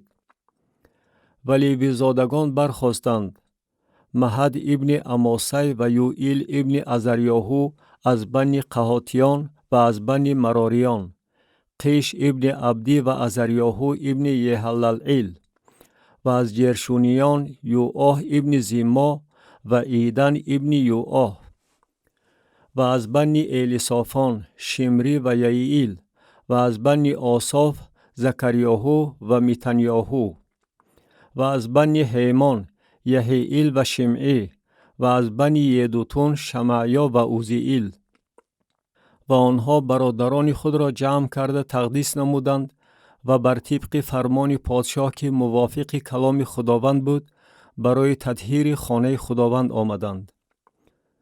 و کاهنان اندرون خانه خداوند داخل شدند تا که آن را تطهیر نمایند و تمام نجاست را که در معبد خداوند یافتند به صحن خانه خداوند برآوردند و لیوی زادگان آن را گرفته به جانب وادی قدرون بردند. و در روز یکم ماه یکم به تقدیس کردن شروع نموده، در روز هشتم ماه به رواق خداوند در آمدند و 8 روز خانه خداوند را تقدیس کردند و در روز 16 ماه یکم به انجام رسانیدند. و اندرون قصر نزد پادشاه حزقیا آمده گفتند تمام خانه خداوند را، قربانگاه قربانی های سوختنی را با تمام کالای آن و میز نان تقدیم را با تمام کالای آن تطهیر نمودیم. و تمام کالای را که پادشاه آحاز در وقت پادشاهی خود در نتیجه خیانت خود پایمال کرده بود تیار کرده تقدیس نمودیم و اینک آنها نزد قربانگاه خداوند است. در معبد از نو عبادت خدا به عمل می آید. و پادشاه حزقیا بامدادان بر محل برخاست و سروران شهر را جمع کرده به خانه خداوند برآمد. و آنها 7 گاو و 7 قوشقار و 7 بره و 7 نربوز آوردند تا که برای سلطنت و برای قدس و برای یهودا قربانی گناه ها بشود. و او به بنی هارون امر فرمود که آنها را همچون قربانی سوختنی بر قربانگاه خداوند تقدیم کنند. و گاوان را کشتند و کاهنان خون را گرفته بر قربانگاه پاشیدند و قوچقاران را کشته خون را بر قربانگاه پاشیدند و برگان را کشته خون را بر قربانگاه پاشیدند. و نربوزهای کفاره گناه را به حضور پادشاه و جماعت آوردند و دستهای خود را بر آنها گذاشتند. و کاهنان آنها را کشتند و خون آنها را برای کفاره گناه ها بر قربانگاه پاشیدند تا که بر تمام اسرائیل کفاره شود. زیرا پادشاه فرموده بود که قربانی سوختنی و قربانی گناه ها برای تمام اسرائیل تقدیم کرده شود. و او لیوی زادگان را با سنجها، بربطها و عودها موافق امر داوود و جاد غیبگوی پادشاه و ناتان نبی در خانه خداوند گذاشت، زیرا که این امر از جانب خداوند به واسطه انبیای او فرموده شده بود. و لیوی زادگان با اسباب داوود و کاهنان با کرنیها ایستادند. و حزقیا امر فرمود که قربانی سوختنی را بر قربانگاه تقدیم نمایند و هنگامی که به تقدیم کردن قربانی سوختنی شروع نمودند، سرودخوانی برای خداوند و نواختن کرنیها و اسباب داوود پادشاه اسرائیل آغاز یافت. و تمام جماعت سجده می کردند و مغنیان می سرودند و کرنیها را می نواختند. همه این تا وقت انجام یافتن قربانی سوختنی دوام کرد. و همین که قربانی سوختنی انجام یافت، پادشاه و همه آنهایی که با او بودند زانو زده سجده کردند. و پادشاه حزقیا و سروران به لیوی زادگان امر فرمودند که خداوند را با سخنان داوود و آصاف غیبگوی مدح کنند. و آنها به وجد آمده مدح کردند و زانو زده سجده بردند.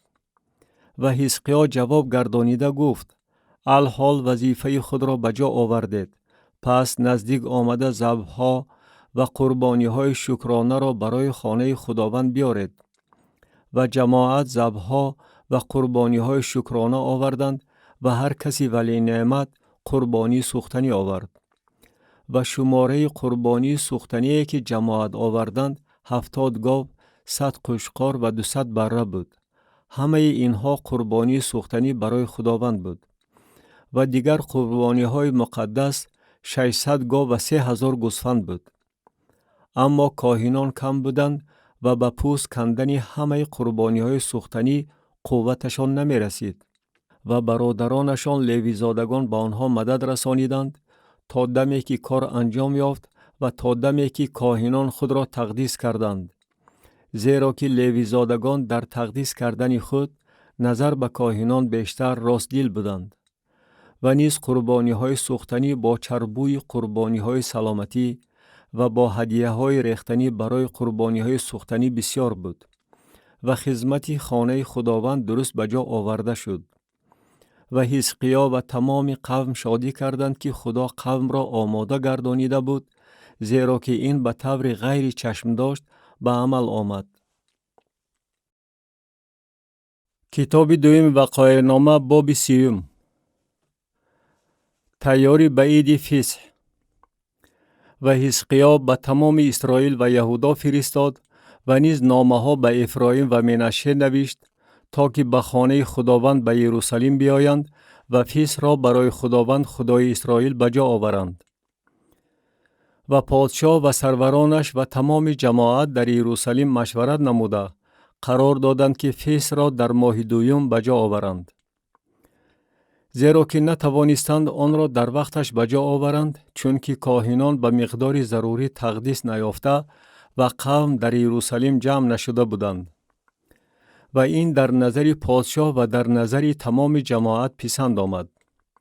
و قرار دادند که در تمام اسرائیل از بیرشابه تا دان جار زنند که آمده فصح را برای خداوند خدای اسرائیل در یروشلیم به جا آورند. زیرا مدت زیاد است که آن را به طوری که نوشته شده است به جا نآوردند. و شاطران با نامه های پادشاه و سرورانش به تمام اسرائیل و یهودا رفته بر طبق امر پادشاه گفتند: ای بنی اسرائیل، سوی خداوند خدای ابراهیم، اسحاق و اسرائیل رجوع نماید و او سوی رستگارانی که از دست پادشاهان اشور در میان شما باقی ماندند رجوع خواهد کرد. و مثل پدران و برادران خود نباشد که آنها به خداوند خدای پدران خود خیانت کردند و او آنها را گرفتار خرابی گردانید، چنان که شما می بینید. الحال مثل پدران خود گردن کشی نکنید. دستی به ید به خداوند دهید. به قدس او که آن را تا ابد تقدیس نموده است آمده خداوند خدای خود را عبادت کنید و او آتش غضب خود را از شما خواهد برگردانید. زیرا وقتی که شما سوی خداوند رجوع نمایید، برادران و پسران شما از جانب اسیر کنندگان خود مرحمت خواهند دید و به این زمین خواهند برگشت، زیرا که خداوند خدای شما کریم و رحیم است و اگر سوی او رجوع نمایید او از شما روی نخواهد گردانید. و شاطران در زمین افرایم و منشه تا حدود زبولون شهر به شهر می گذشتند، ولیکن بر آنها می خندیدند و آنها را استهزا می کردند. فقط بعضی کسان از آشر و منشه و زبولون گردن فراورده به یروشلیم می آمدند. در یهودا نیز ید خدا بود که به آنها یک دل عطا نمود تا که حکم پادشاه و سروران را بر طبق کلام خداوند به جا آورند. و قوم زیاد در یروشلیم جمع شدند تا که عید فصح را در ماه دوم به جا آورند. جماعتی بغایت سرشمار بودند. و برخواسته قربانگاه‌های را که در یروشلیم بود ویران کردند و همه قربانگاه‌های بخور را ویران کرده اندرون نهر قدرون پرتافتند. به طور جدی رعایت کردن عید فصح و روزهای دیگر. و در روز 14 ماه دوم بره فصح را ذبح کردند و کاهنان و لیویزادگان خجالت کشیده خود را تقدیس نمودند و قربانی های سوختنی به خانه خداوند آوردند و در جایهای خود موافق دستورالعمل خود بر طبق تورات موسی مرد خدا ایستادند.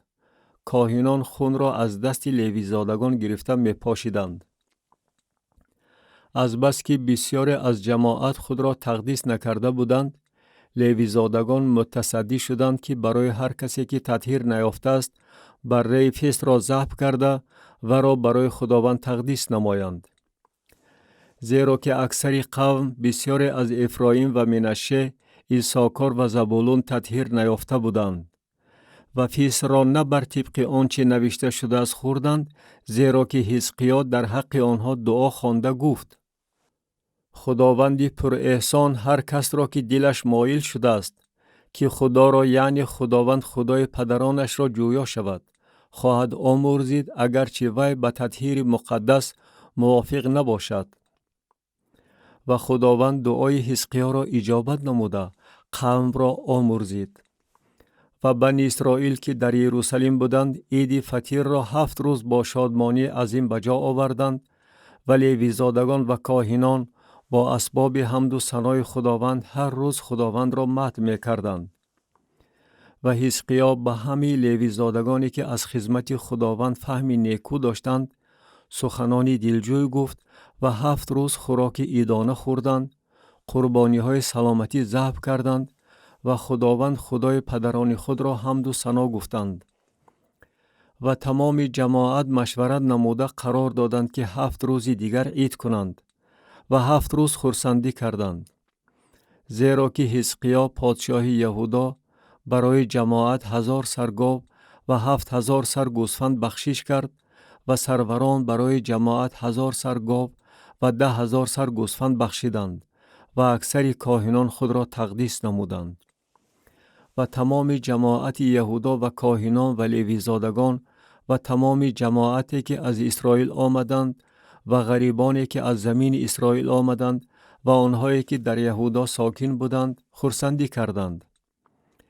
و شادمانی عظیم در یروشلیم به عمل آمد، زیرا که از ایام سلیمان ابن داوود پادشاه اسرائیل مثل آن در یروشلیم به عمل نآمده بود.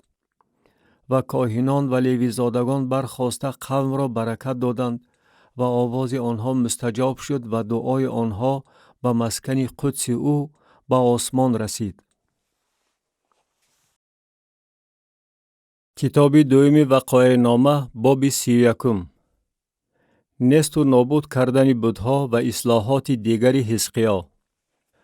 و بعد از انجام یافتن همه اسرائیلیانی که در شهرهای یهودا بودند بیرون آمده ستونها را شکستند، اشیره ها را محو کردند، بلندی ها و قربانگاه ها را از تمام یهودا و بنیامین و افرایم و منشه تا به آخر برهم دادند و تمام بنی اسرائیل هر کس به ملک خود به شهرهای خود برگشتند. و حزقیا کاهنان و لیوی زادگان را بر نوبت‌های آنها گذاشت تا که هر یک از کاهنان و لیوی زادگان موافق خدمت خود برای قربانی‌های سوختنی و قربانی‌های سلامتی برای خدمتگزاری، برای مدح کردن و حمد و ثنا گفتن نزد دروازه‌های اردوگاه خداوند حاضر باشند. و پادشاه حصه از مال و ملک خود برای قربانی‌های سوختنی جدا کرد، برای قربانی‌های سوختنی صبح و شام و برای قربانی‌های سوختنی شنبه‌ها و نوماها و عیدها، چنان که در تورات خداوند نوشته شده است. و به قومی که در یروشلیم ساکن بودند امر فرمود که حصه برای کاهنان و لیوی زادگان بدهند تا که به تورات خداوند با جد و جهد مشغول باشند. و هنگامی که این امر انتشار یافت، بنی اسرائیل نوبر گندم، شیره انگور و روغن زیتون و عسل و هر محصول صحرا را به فراوانی دادند و از همه چیز عشر زیاد آوردند. و بنی اسرائیل و یهودا که در شهرهای یهودا ساکن بودند، آنها نیز عشر گاوان و گوسفندان و عشر وقف‌های را که برای خداوند خدای آنها بخشیده شده بود آوردند و توده توده کرده به میان گذاشتند. در ماه سیوم به گذاشتن توده ها شروع نموده در ماه هفتم انجام دادند. و حزقیا و سروران آمده توده ها را دیدند و خداوند و قوم او اسرائیل را مبارک خواندند. و حزقیا از کاهنان و لیوی زادگان درباره آن توده ها پرسید. و از دریای سرکاهن که از خاندان صادق بود به او جواب گردانیده گفت: از آن وقتی که به آوردن اعانت برای خانه خداوند شروع کردند، ما خوردیم و سیر شدیم و مقدار زیاد باقی ماند، زیرا که خداوند قوم خود را برکت داده است و آنچه باقی مانده است همین مقدار عظیم است. و حزقیا امر فرمود که انبارها در خانه خداوند برپا کنند و برپا کردند و اعانت و عشر و وقفها را به کم و کاست آورده ماندند.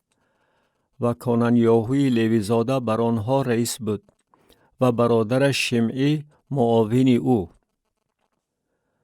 و یحییل و عزازیاهو و ناهد و اسائیل و یریموت و یوزاباد و الیئیل و اسمخیاهو و مهد و بنایاهو موافق فرمان پادشاه حزقیا و عزریاهو رئیس خانه خدا زیر دست کنانیاهو و برادرش شمعی عملدار بودند.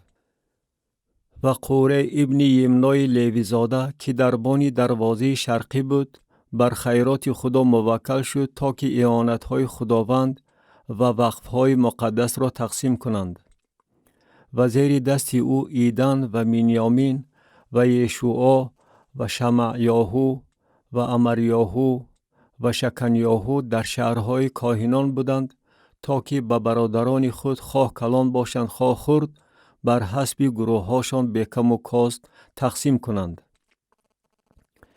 علاوه بر آنهایی که از سن 3 ساله و بالاتر در روی خط مردها داخل بودند، یعنی همه آنهایی که به خانه خداوند برای کار هر روزه، برای خدمت خود و نوبتداری خود بر حسب گروههای خود می آمدند که با آن روی خط کاهنان بر حسب خانواده هاشان و لیویزادگان از سن 20 ساله و بالاتر بر حسب نوبتداری هاشان بر حسب گروه هاشان داخل بودند. و با آن روی خط همه کودکانشان، زنان و پسران و دخترانشان، یعنی تمام جماعت آنها داخل بودند، زیرا که آنها خود را از صدق دل برای خدمت مقدس تقدیس کرده بودند. و برای بنی هارون، یعنی کاهنانی که در قطعه های حوالی شهرهاشان ساکن بودند، در هر شهر شخصان نام به نام تعیین شدند تا که به همه مردان کاهنان و به همه لیویزادگانی که در روی خط داخلند حصه ها بدهند.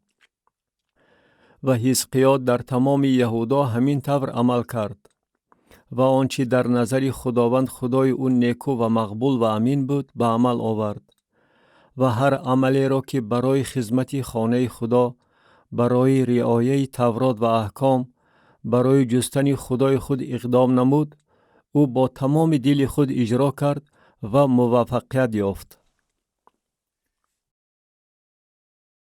کتاب دوم وقایع نامه باب 32. تاخت و تاز سنحریب، ولنگار شدن یهودا. بعد از این کارهای صدق و وفا، سنحریب پادشاه اشور آمده به یهودا داخل شد و نزد شهرهای حصاردار اردو زده آنها را برای خود میخواست ضبط نماید. و حزقیا دید که سنحریب آمده است و قصد دارد به مقابل یروشلیم جنگ کند. و او با سروران و پهلوانان خود مشورت نموده قرار داد که آب چشمه های بیرون شهر را بند کند و آنها به او مدد رسانیدند.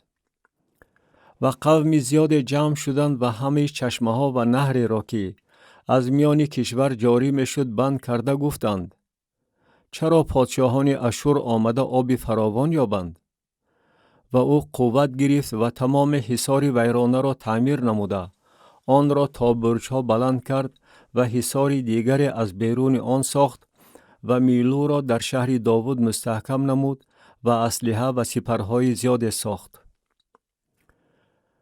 و سپهداران را بر قوم تعیین نمود و آنها را نزد خود در میدان دروازه شهر جمع کرد و چنین سخنان دلجوی به آنها گفت: قوی و دلیر باشید، از پادشاه اشور و از تمام انبوهی که با اوست نترسید و هراسان نشوید، زیرا قوتی که با ماست از قوتی که با اوست بیشتر است. با او بازوی بشر است، ولی با ما خداوند خدای ماست که او با ما یاوری خواهد نمود و در جنگ‌های ما خواهد جنگید. و قوم به سخنان حزقیا پادشاه یهودا اعتماد کردند. سنحریب ساکنان یروشلیم را می‌ترساند و کفر می‌گوید. بعد از این سنحریب پادشاه اشور نفکران خود را به یروشلیم فرستاد، در صورتی که خودش در لاکیش بود و همه حکومتدارانش با او بودند، تا که به حزقیا پادشاه یهودا و به تمام اهل یهودا که در یروشلیم بودند بگویند: سنحریب پادشاه اشور چنین میگوید: بر چی شما توکل میکنید که در یروشلیم در حالت محاصره نشسته اید؟ حزقیا آخر شما را اغوا میدهد، با گرسنگی و تشنگی میخواهد شما را به هلاکت رساند و میگوید: خداوند خدای ما را از دست پادشاه اشور رها خواهد کرد. همین حزقیا آخر بلندی ها و قربانگاه های او را برهم داده است و به اهل یهودا و یروشلیم سخن رانده گفته است: پیش یک قربانگاه سجده برید و بر آن بخور بسوزانید. شما آخر می دانید که من و پدرانم به همه قوم‌های کشورها چی کرده ایم؟ آیا خدایان خلق‌های کشورها توانستند زمین خود را از دست من رها کنند؟ از همه خدایان این خلق‌هایی که پدرانم محو نمودند، کیست که توانسته باشد قوم خود را از دست من رها کند، تا که خدای شما تواند شما را از دست من رها کند؟ و الحال بگذار شما را حزقیا به وسوسه ناندازد و شما را این گونه اغوا ندهد و شما به سخنان او باور نکنید، زیرا مادامی که هیچ یک خدای هیچ یک خلق و مملکت نتوانسته است قوم خود را از دست من و از دست پدرانم رها کند، پس خدای شما نیز شما را از دست من رها نخواهد کرد. و باز نفکران وی بر ضد خداوند خدا و بر ضد بنده او حزقیا سخن راندند و نامه ها نوشته خداوند خدای اسرائیل را تحقیر نمود و در حق او سخن رانده گفت: چنان که خدایان خلقهای کشورها قوم خود را از دست من رها نکردند، آنچنان خدای حزقیا قوم خود را از دست من رها نخواهد کرد. و با آوازی بلند به زبان یهودی سوی قوم یروشلیم که بر حصار بودند فریاد زدند، تا که آنها را ترسانیده و به هراس انداخته شهر را ضبط نمایند. و در حق خدای یروشلیم مثل خدایان قوم‌های زمین که مصنوع دست آدمیزاد می باشند سخن راندند. بعد از دعای حزقیا خداوند لشکر اشور را ضربه می زند. و پادشاه حزقیا و نبی اشعیا ابن آموس در این بابت دعا گفتند و سوی آسمان فریاد زدند. و خداوند فرشته فرستاد که وی همه مردان جنگی و رئیسان و سروران را در اردوگاه پادشاه اشور نابود کرد. و او شرمنده شده به کشور خود برگشت و به خانه خدای خود درآمد و آنهایی که از کمرش رویده بودند او را در آنجا با شمشیر کشتند. و خداوند حزقیا و ساکنان یروشلیم را از دست سنحریب پادشاه اشور و از دست همه نجات داد و آنها را از هر طرف نگهبانی نمود. و بسیار کسان به یروشلیم هدیه ها برای خداوند و انعام های گرانبها برای حزقیا پادشاه یهودا می آوردند و او بعد از آن در نظر همه خلقها آبرومند شد. بیماری حزقیا و شفا یافتن او. در آن ایام حزقیا بیمار شده نزدیک به مردن بود و سوی خداوند دعا گفت و او ورا اجابت نموده علامت برایش داد. ولیکن حزقیا موافق مرحمتی که به او عطا شده بود رفتار نکرد، زیرا که دل او مغرور گردید و غضب بر او و بر یهودا و یروشلیم علنگه زد. و از بس که حزقیا با ساکنان یروشلیم از غرور دلش توبه کرد، بنابراین غضب خداوند در ایام حزقیا بر آنها فرو نریخت. و حزقیا ثروت و جلال بغایت زیادی داشت و از بهر خود گنجینه ها برای نقره و طلا و سنگ های گرانبها و اتریاد و سپرها و هر گونه کالای نفیسه ساخت. و انبارها برای محصولات گندم و شیره انگور و روغن زیتون و آخورها برای هر نوع چارپایان و قوره ها برای رمه ها. و از بهر خود شهرها ساخت و پناهگاه ها برای رمه های سرشمار گوسفندان و گاوان، زیرا که خدا به او مال و ملک بغایت زیاد عطا نمود. و همین حزقیا منبع آبهای جیحون بالا را بسته، آنها را راست به پایان به طرف غربی شهر داوود روانه کرد و حزقیا در هر عمل خود موفقیت می‌یافت.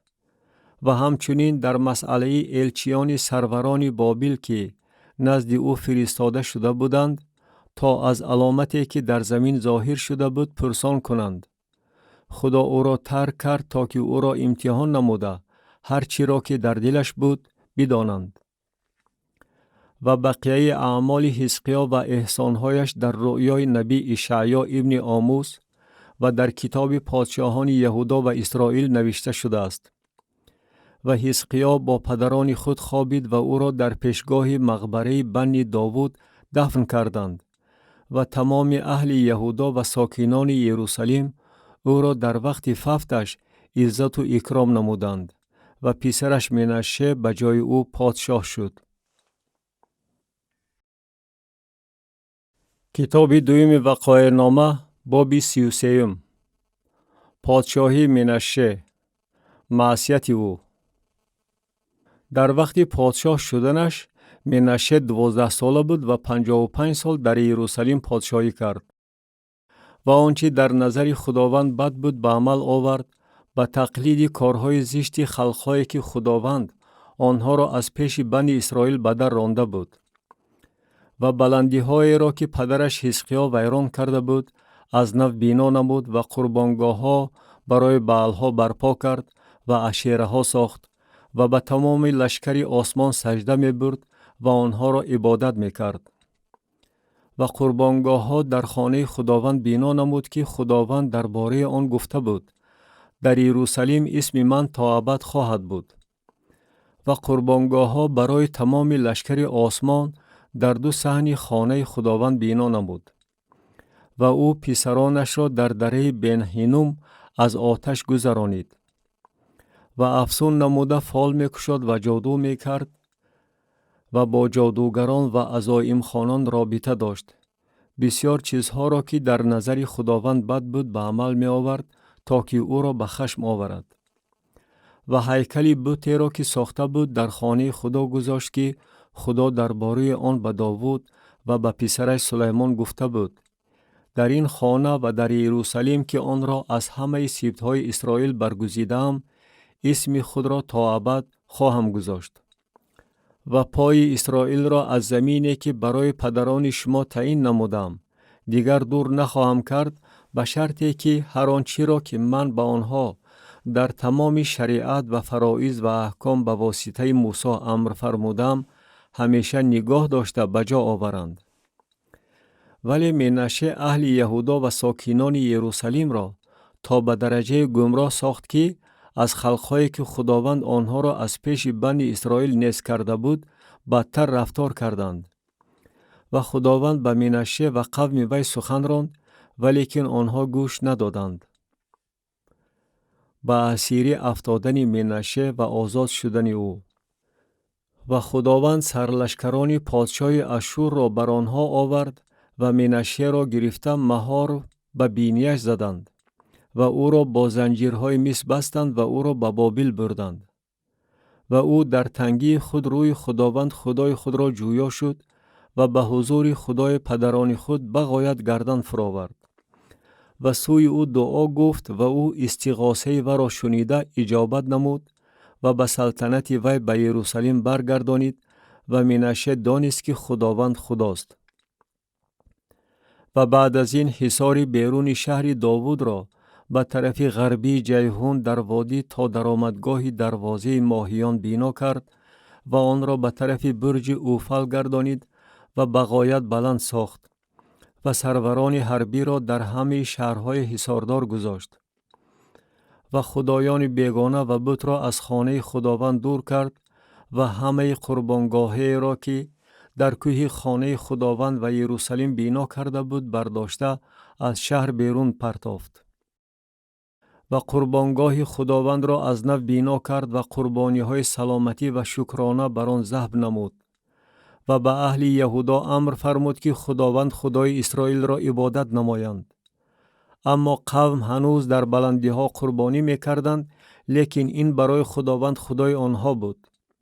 و بقیه اعمال منشه و دعایی که سوی خدای خود گفته است و سخنان غیب گویان که به اسم خداوند خدای اسرائیل به او گفتند، همش در وقایع نامه پادشاهان اسرائیل نوشته شده است. و دعای او و مستجاب شدنش و تمام گناه و خیانتش و جایهایی که او در آنها بلندی ها بنا کرده اشیره ها و صنم ها را گذاشته بود پیش از آن که گردن فراورد، همش در نوشتجات هوزای تصویر یافته است. ففت منشه و پادشاه شدن آمون. و منشه با پدران خود خوابید و او را در خانه او دفن کردند و پسرش آمون به جای او پادشاه شد. در وقت پادشاه شدنش آمون 22 ساله بود و 2 سال در یروشلیم پادشاهی کرد و آنچه در نظر خداوند بد بود به عمل آورد، مثل آن که پدرش منشه به عمل آورده بود و برای همه بت‌هایی که پدرش منشه ساخته بود آمون قربانی میکرد و آنها را عبادت مینمود. ولی او پیش خداوند گردن نفراورد چنان که پدرش منشه گردن فراورده بود، بلکه او آمون تا رفت بیشتر به معصیت داده شد. ففت آمون پادشاه شدن یوشیاهو. و نفکرانش به مقابل او سوءقصد کردند و او را در خانه او کشتند. ولیکن قوم مملکت همه آنهایی را که به مقابل پادشاه آمون سوءقصد کرده بودند به قتل رسانیدند و قوم مملکت پسرش یوشیاهو را به جای او پادشاه کردند. کتاب دوم وقایع نامه باب 34. پادشاهی یوشیاهو، پارسایی او و اصلاحاتی که به عمل آورد. در وقت پادشاه شدنش یوشیاهو 8 ساله بود و 31 سال در یروشلیم پادشاهی کرد و آنچه در نظر خداوند مقبول بود به عمل آورد و با راههای پدرش داوود روانه شده به طرف راست یا چپ میل نکرد. و در سال 8 پادشاهی خود وقتی که هنوز نوجوان بود به جستن خدای پدرش داوود آغاز کرد و در سال 12 به تازه کردن یهودا و یروشلیم از بلندی ها و اشیره ها و بت ها و صنم ها شروع نمود و قربانگاه های بعل ها را پیش او ولنگار کردند و هیکل های آفتاب پرستی را که بر بالای آنها بود شکسته افشانید و اشیره ها و بت ها و صنم ها را در هم شکست و گرد کرده بر روی قبرهای آنهایی که برایشان قربانی میکردند پاشید و استخوان‌های کاهنان را بر قربانگاه‌هاشان سوزانید و یهودا و یروشلیم را تازه کرد و در شهرهای منشه و افرایم و شمعون و حتی نفتالی در خرابزار آنها گرداگرد قربانگاه‌ها را ولنگار نمود و اشیره‌ها و صنم‌ها را در هم شکسته گرد کرد و همه هیکل‌های آفتاب پرستی را در تمام زمین اسرائیل شکسته افشانید و به یروشلیم برگشت. از نو برقرار شدن عبادت خدا در معبد. و در سال 18 پادشاهی خود بعد از آن که زمین و خانه را تازه کرد، شافان ابن اصلیاهو و معسیاهوی رئیس شهر و یوآه ابن یوآهاز وقایع نویس را فرستاد تا که خانه خداوند خدای خود را مستحکم نمایند.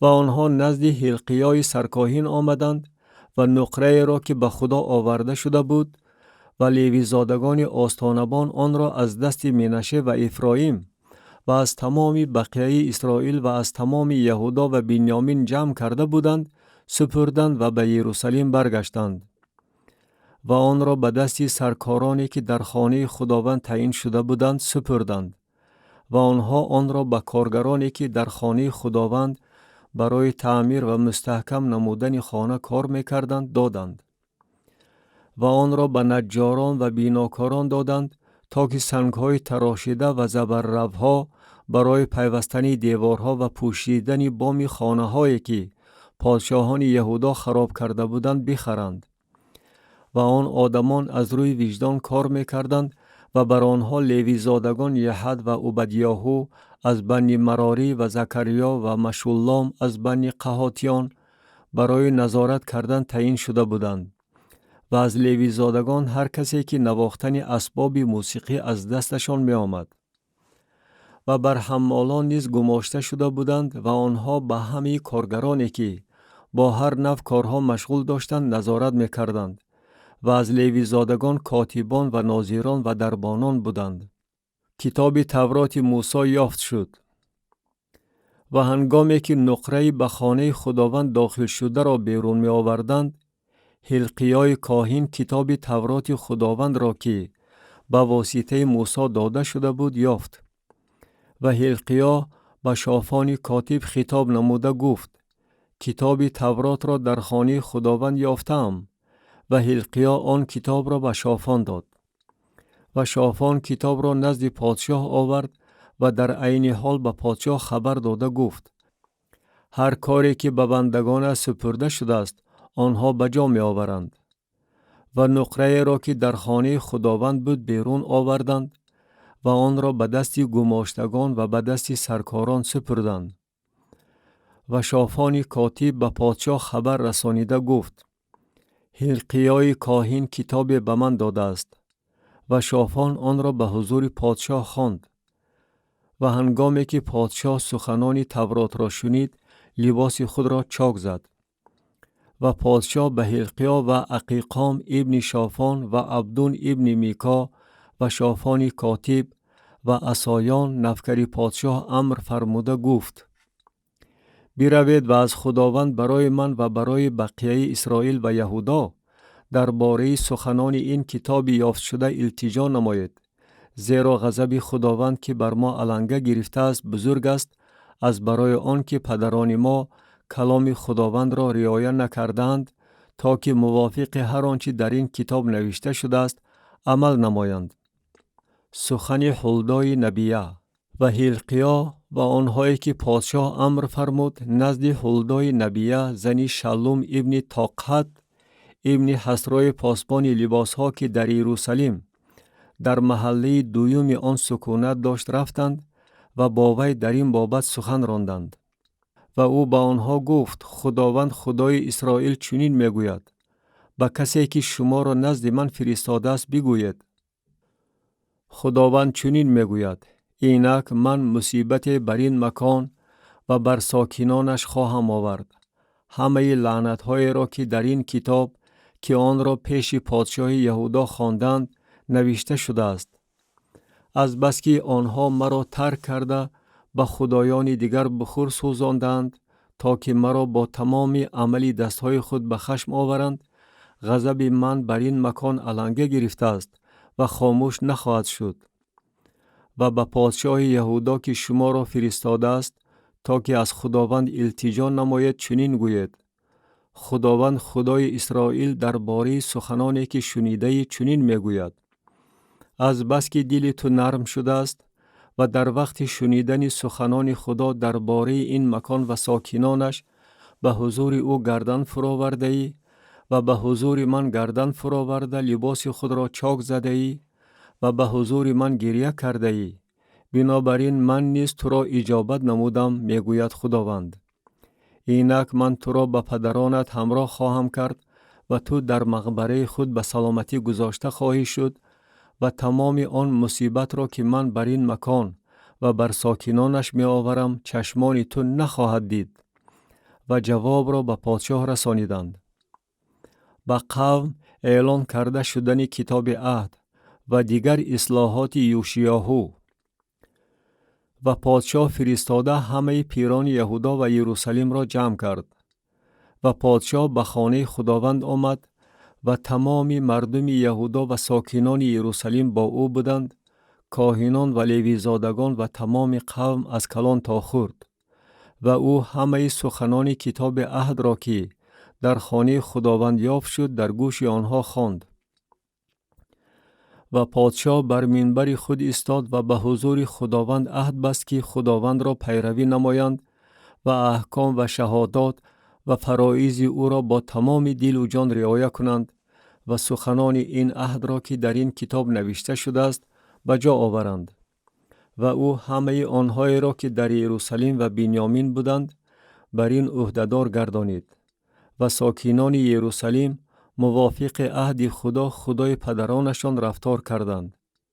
و یوشیاهو همه چیزهای زشت را از همه زمینهایی که به بنی اسرائیل تعلق داشت دور کرد و همه آنهایی را که در اسرائیل بودند وادار نمود که خداوند خدای خود را عبادت کنند.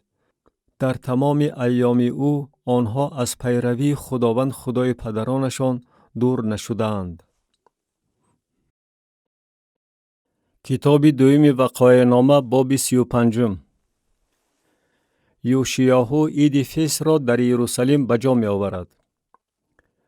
و یوشیاهو عید فصح را در یروشلیم برای خداوند به جا آورد و بره فصح را در روز 14 ماه یکم ذبح کردند. و او کاهنان را بر نوبتداری هاشان گذاشت برای خدمت خانه خداوند آنها را تحریک داد. و به لیوی زادگانی که تمام اسرائیل را تعلیم می دادند و برای خداوند تقدیس یافته بودند گفت: صندوق مقدس را در خانه‌ای که سلیمان ابن داوود پادشاه اسرائیل بنا کرده است بمانید. حاجت ندارد که من بعد آن را بر کتف خود بردارید. الحال خدمت خداوند خدای خود و قوم او اسرائیل را به جا آورید. و بر حسب خانواده های خود و گروه های خود چنان که در نوشته داوود پادشاه اسرائیل و در نوشته پسر سلیمان مقرر کرده شده است آماده شوید. و موافق تقسیمات خانواده های برادرانتان فرزندان قوم و موافق تقسیمات خانواده های لیوی زادگان در قدس بایستید. و بره فصح را ذبح کنید و خود را تقدیس نموده آن را برای برادرانتان تیار کنید تا بر طبق کلام خداوند که به واسطه موسی گفته است عمل نمایند. و یوشیاهو برای فرزندان قوم یعنی برای همه آنهایی که در آنجا بودند از رمه برگان و بزغالگان به مقدار 30,000 سر که همش برای قربانی های فصح بود و از گاوان 3,000 سر بخشش کرد. اینها از مال و ملک پادشاه بود. و سروران او سخاوت نموده برای قوم برای کاهنان و لیوی زادگان بخشش کردند. حلقیا و زکریاهو و یحییل که رئیسان خانه خدا بودند به کاهنان برای قربانی های فصح 2600 سر بره و بزغاله و 300 سر گاو دادند. و کانانیاهو و شمعیاهو و نتنئیل برادران او و حشبیاهو و یحییل و یوزاباد سروران لیوی زادگان به لیوی زادگان برای قربانی های فصح 5000 سر بره و بزغاله و 500 سر گاو دادند. و خدمت درست به جا آورده شد و کاهنان در جایهای خود و لیوی زادگان در گروه های خود بر طبق فرمان پادشاه ایستادند. و بره های فصح را ذبح کردند و کاهنان خون را از دست لیوی زادگان گرفته می پاشیدند و لیوی زادگان پوست بره ها را می کندند. و آنچه را که برای قربانی سوختنی بود جدا کردند تا آن را موافق تقسیمات خانواده ها به فرزندان قوم بدهند تا که آنها بر طبق آنچه در کتاب موسی نوشته شده است برای خداوند قربانی کنند. با گاوان نیز چنین عمل کردند. و بره فصح را موافق دستورالعمل با آتش پختند و قربانی های مقدس را در دیگها و تاسها و لگنها پختند و چابکانه به همه فرزندان قوم تقسیم کرده دادند. و بعد از آن برای خودشان و برای کاهنان تیار کردند، زیرا که کاهنان بنی هارون تا شامگاه با تقدیم کردن قربانی های سوختنی و چربوها بند بودند. و لیوی زادگان برای خودشان و برای کاهنان بنی هارون تیار کردند. و مغنیان بنی آصاف بر طبق فرمان داوود و آسا و هیمان و یدوتون که غیبگوی پادشاه بود در جایهای خود ایستادند و دربانان نزد هر دروازه. برای آنها حاجت نداشت که از سری کار خود دور شوند، زیرا که برادرانشان لیوی زادگان برای آنها تیار می کردند.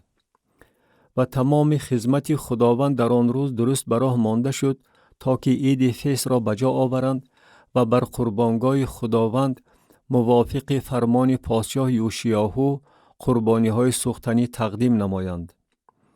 و بنی اسرائیل که حاضر بودند فصح را در آن وقت و عید فطیر را 7 روز بجا آوردند. و هیچ عید فصح مثل این در اسرائیل از ایام سموئیل نبی بجا آورده نشده است و هیچ یکی از پادشاهان اسرائیل مثل این فصحی که یوشیاهو و کاهنان و لیویزادگان و همه حاضران یهودا و اسرائیل و ساکنان یروشلیم بجا آوردند بجا نآورده بود. این فصح در سال 18 پادشاهی یوشیاهو بجا آورده شد. فوت یوشیاهو.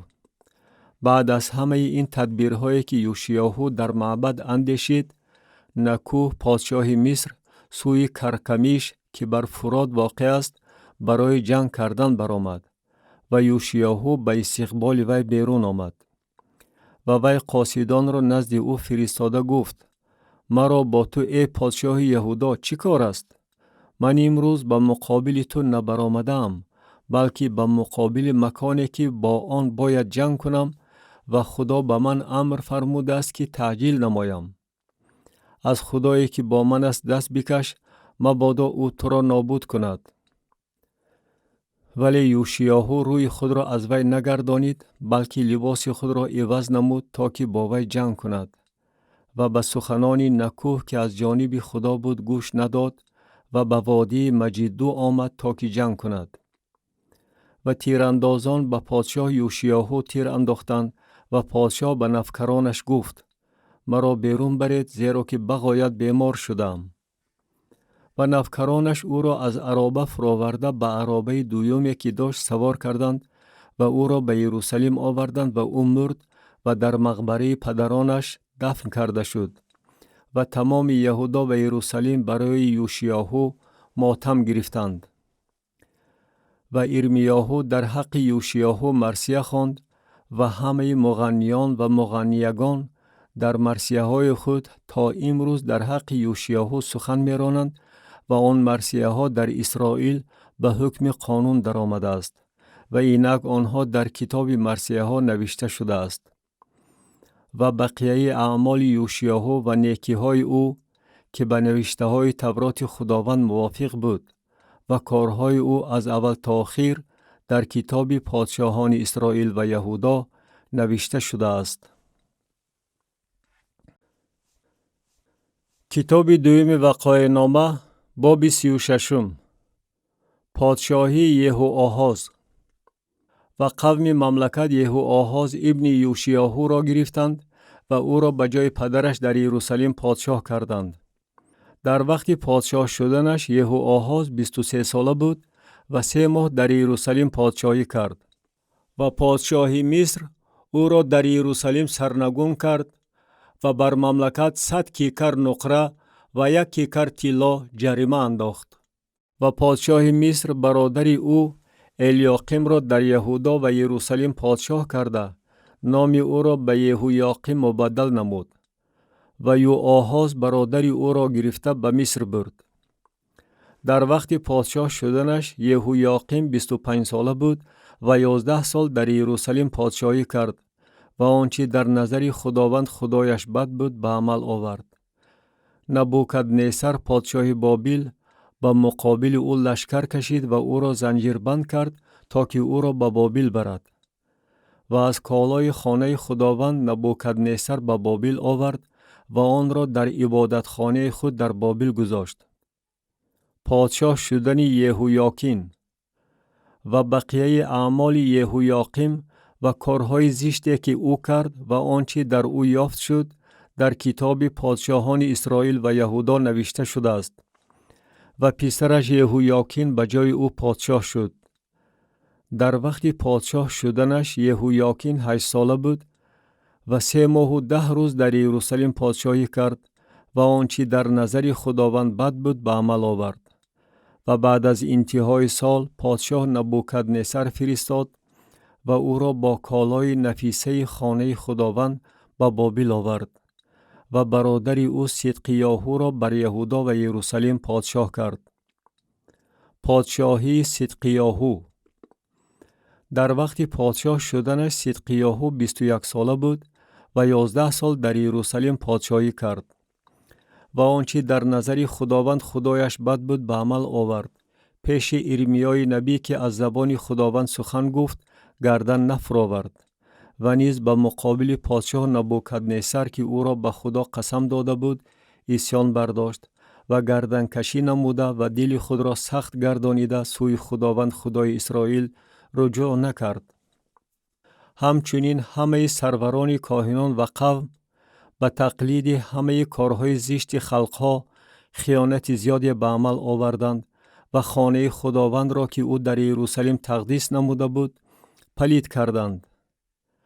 بقیه اهل یهودا به اسیری بابل برده شدند و خداوند خدای پدرانشان نزد آنها به واسطه رسولان خود فرستاد، هر صبح دم گشته و برگشته روانه کرد، زیرا که بر قوم خود و بر مسکن خود شفقت نمود. ولی آنها رسولان خدا را تمسخر کردند و از سخنان او نفرت داشتند و انبیای او را خواری دادند تا به حدی که آتش غضب خداوند بر قوم او علنگه گرفت به طوری که آن علاج ناپذیر بود. و او پادشاهی کلدانیان را بر آنها آورد که وی جوانان آنها را در خانه مقدسشان با شمشیر کشت و بر جوانان و دوشیزگان و پیران و موسفیدان شفقت ننمود. او همه را به دست وی سپرد و وی تمام کالای خانه خدا را خواه کلان خواه خورد و خزائن خانه خداوند و خزائن پادشاه و سرورانش را کاملا به بابل برد و خانه خدا را سوزانیدند و حصار یروشلیم را خراب کردند و همه قصرهای آن را به آتش سوزانیدند و تمام کالای نفیسه آن را نست و نابود کردند و آنهایی را که از شمشیر باقی مانده بودند وی به بابل به اسیری برد و آنها غلامان وی و پسرانش بودند تا وقتی که سلطنت پادشاه فارس برقرار گردید، تا به عمل آید کلام خداوند که با زبان ارمیا گفته بود، یعنی تا وقتی که زمین دمگیری شنبه های خود را تلافی نمود. آن در تمام ایام خرابی دم گرفت تا دمی که 70 سال پر شد. امر پادشاه کوروش درباره از نو برقرار کردن معبد یروشلیم. و در سال یکم کوروش پادشاه فارس برای آنکه کلام خداوند از زبان ارمیا اجرا شود، خداوند روح کوروش پادشاه فارس را برانگیخت و او در تمام مملکت خود جار انداخت و به طور خطی نیز اعلان نموده گفت: کوروش پادشاه فارس چنین میگوید: همه مملکت های زمین را خداوند خدای آسمان به من داده است و او به من امر فرموده است که در یروشلیم که در یهودیه است خانه برای او بنا نمایم. کیست از شما از تمام قوم او که خدایش با وی باشد برخواسته برود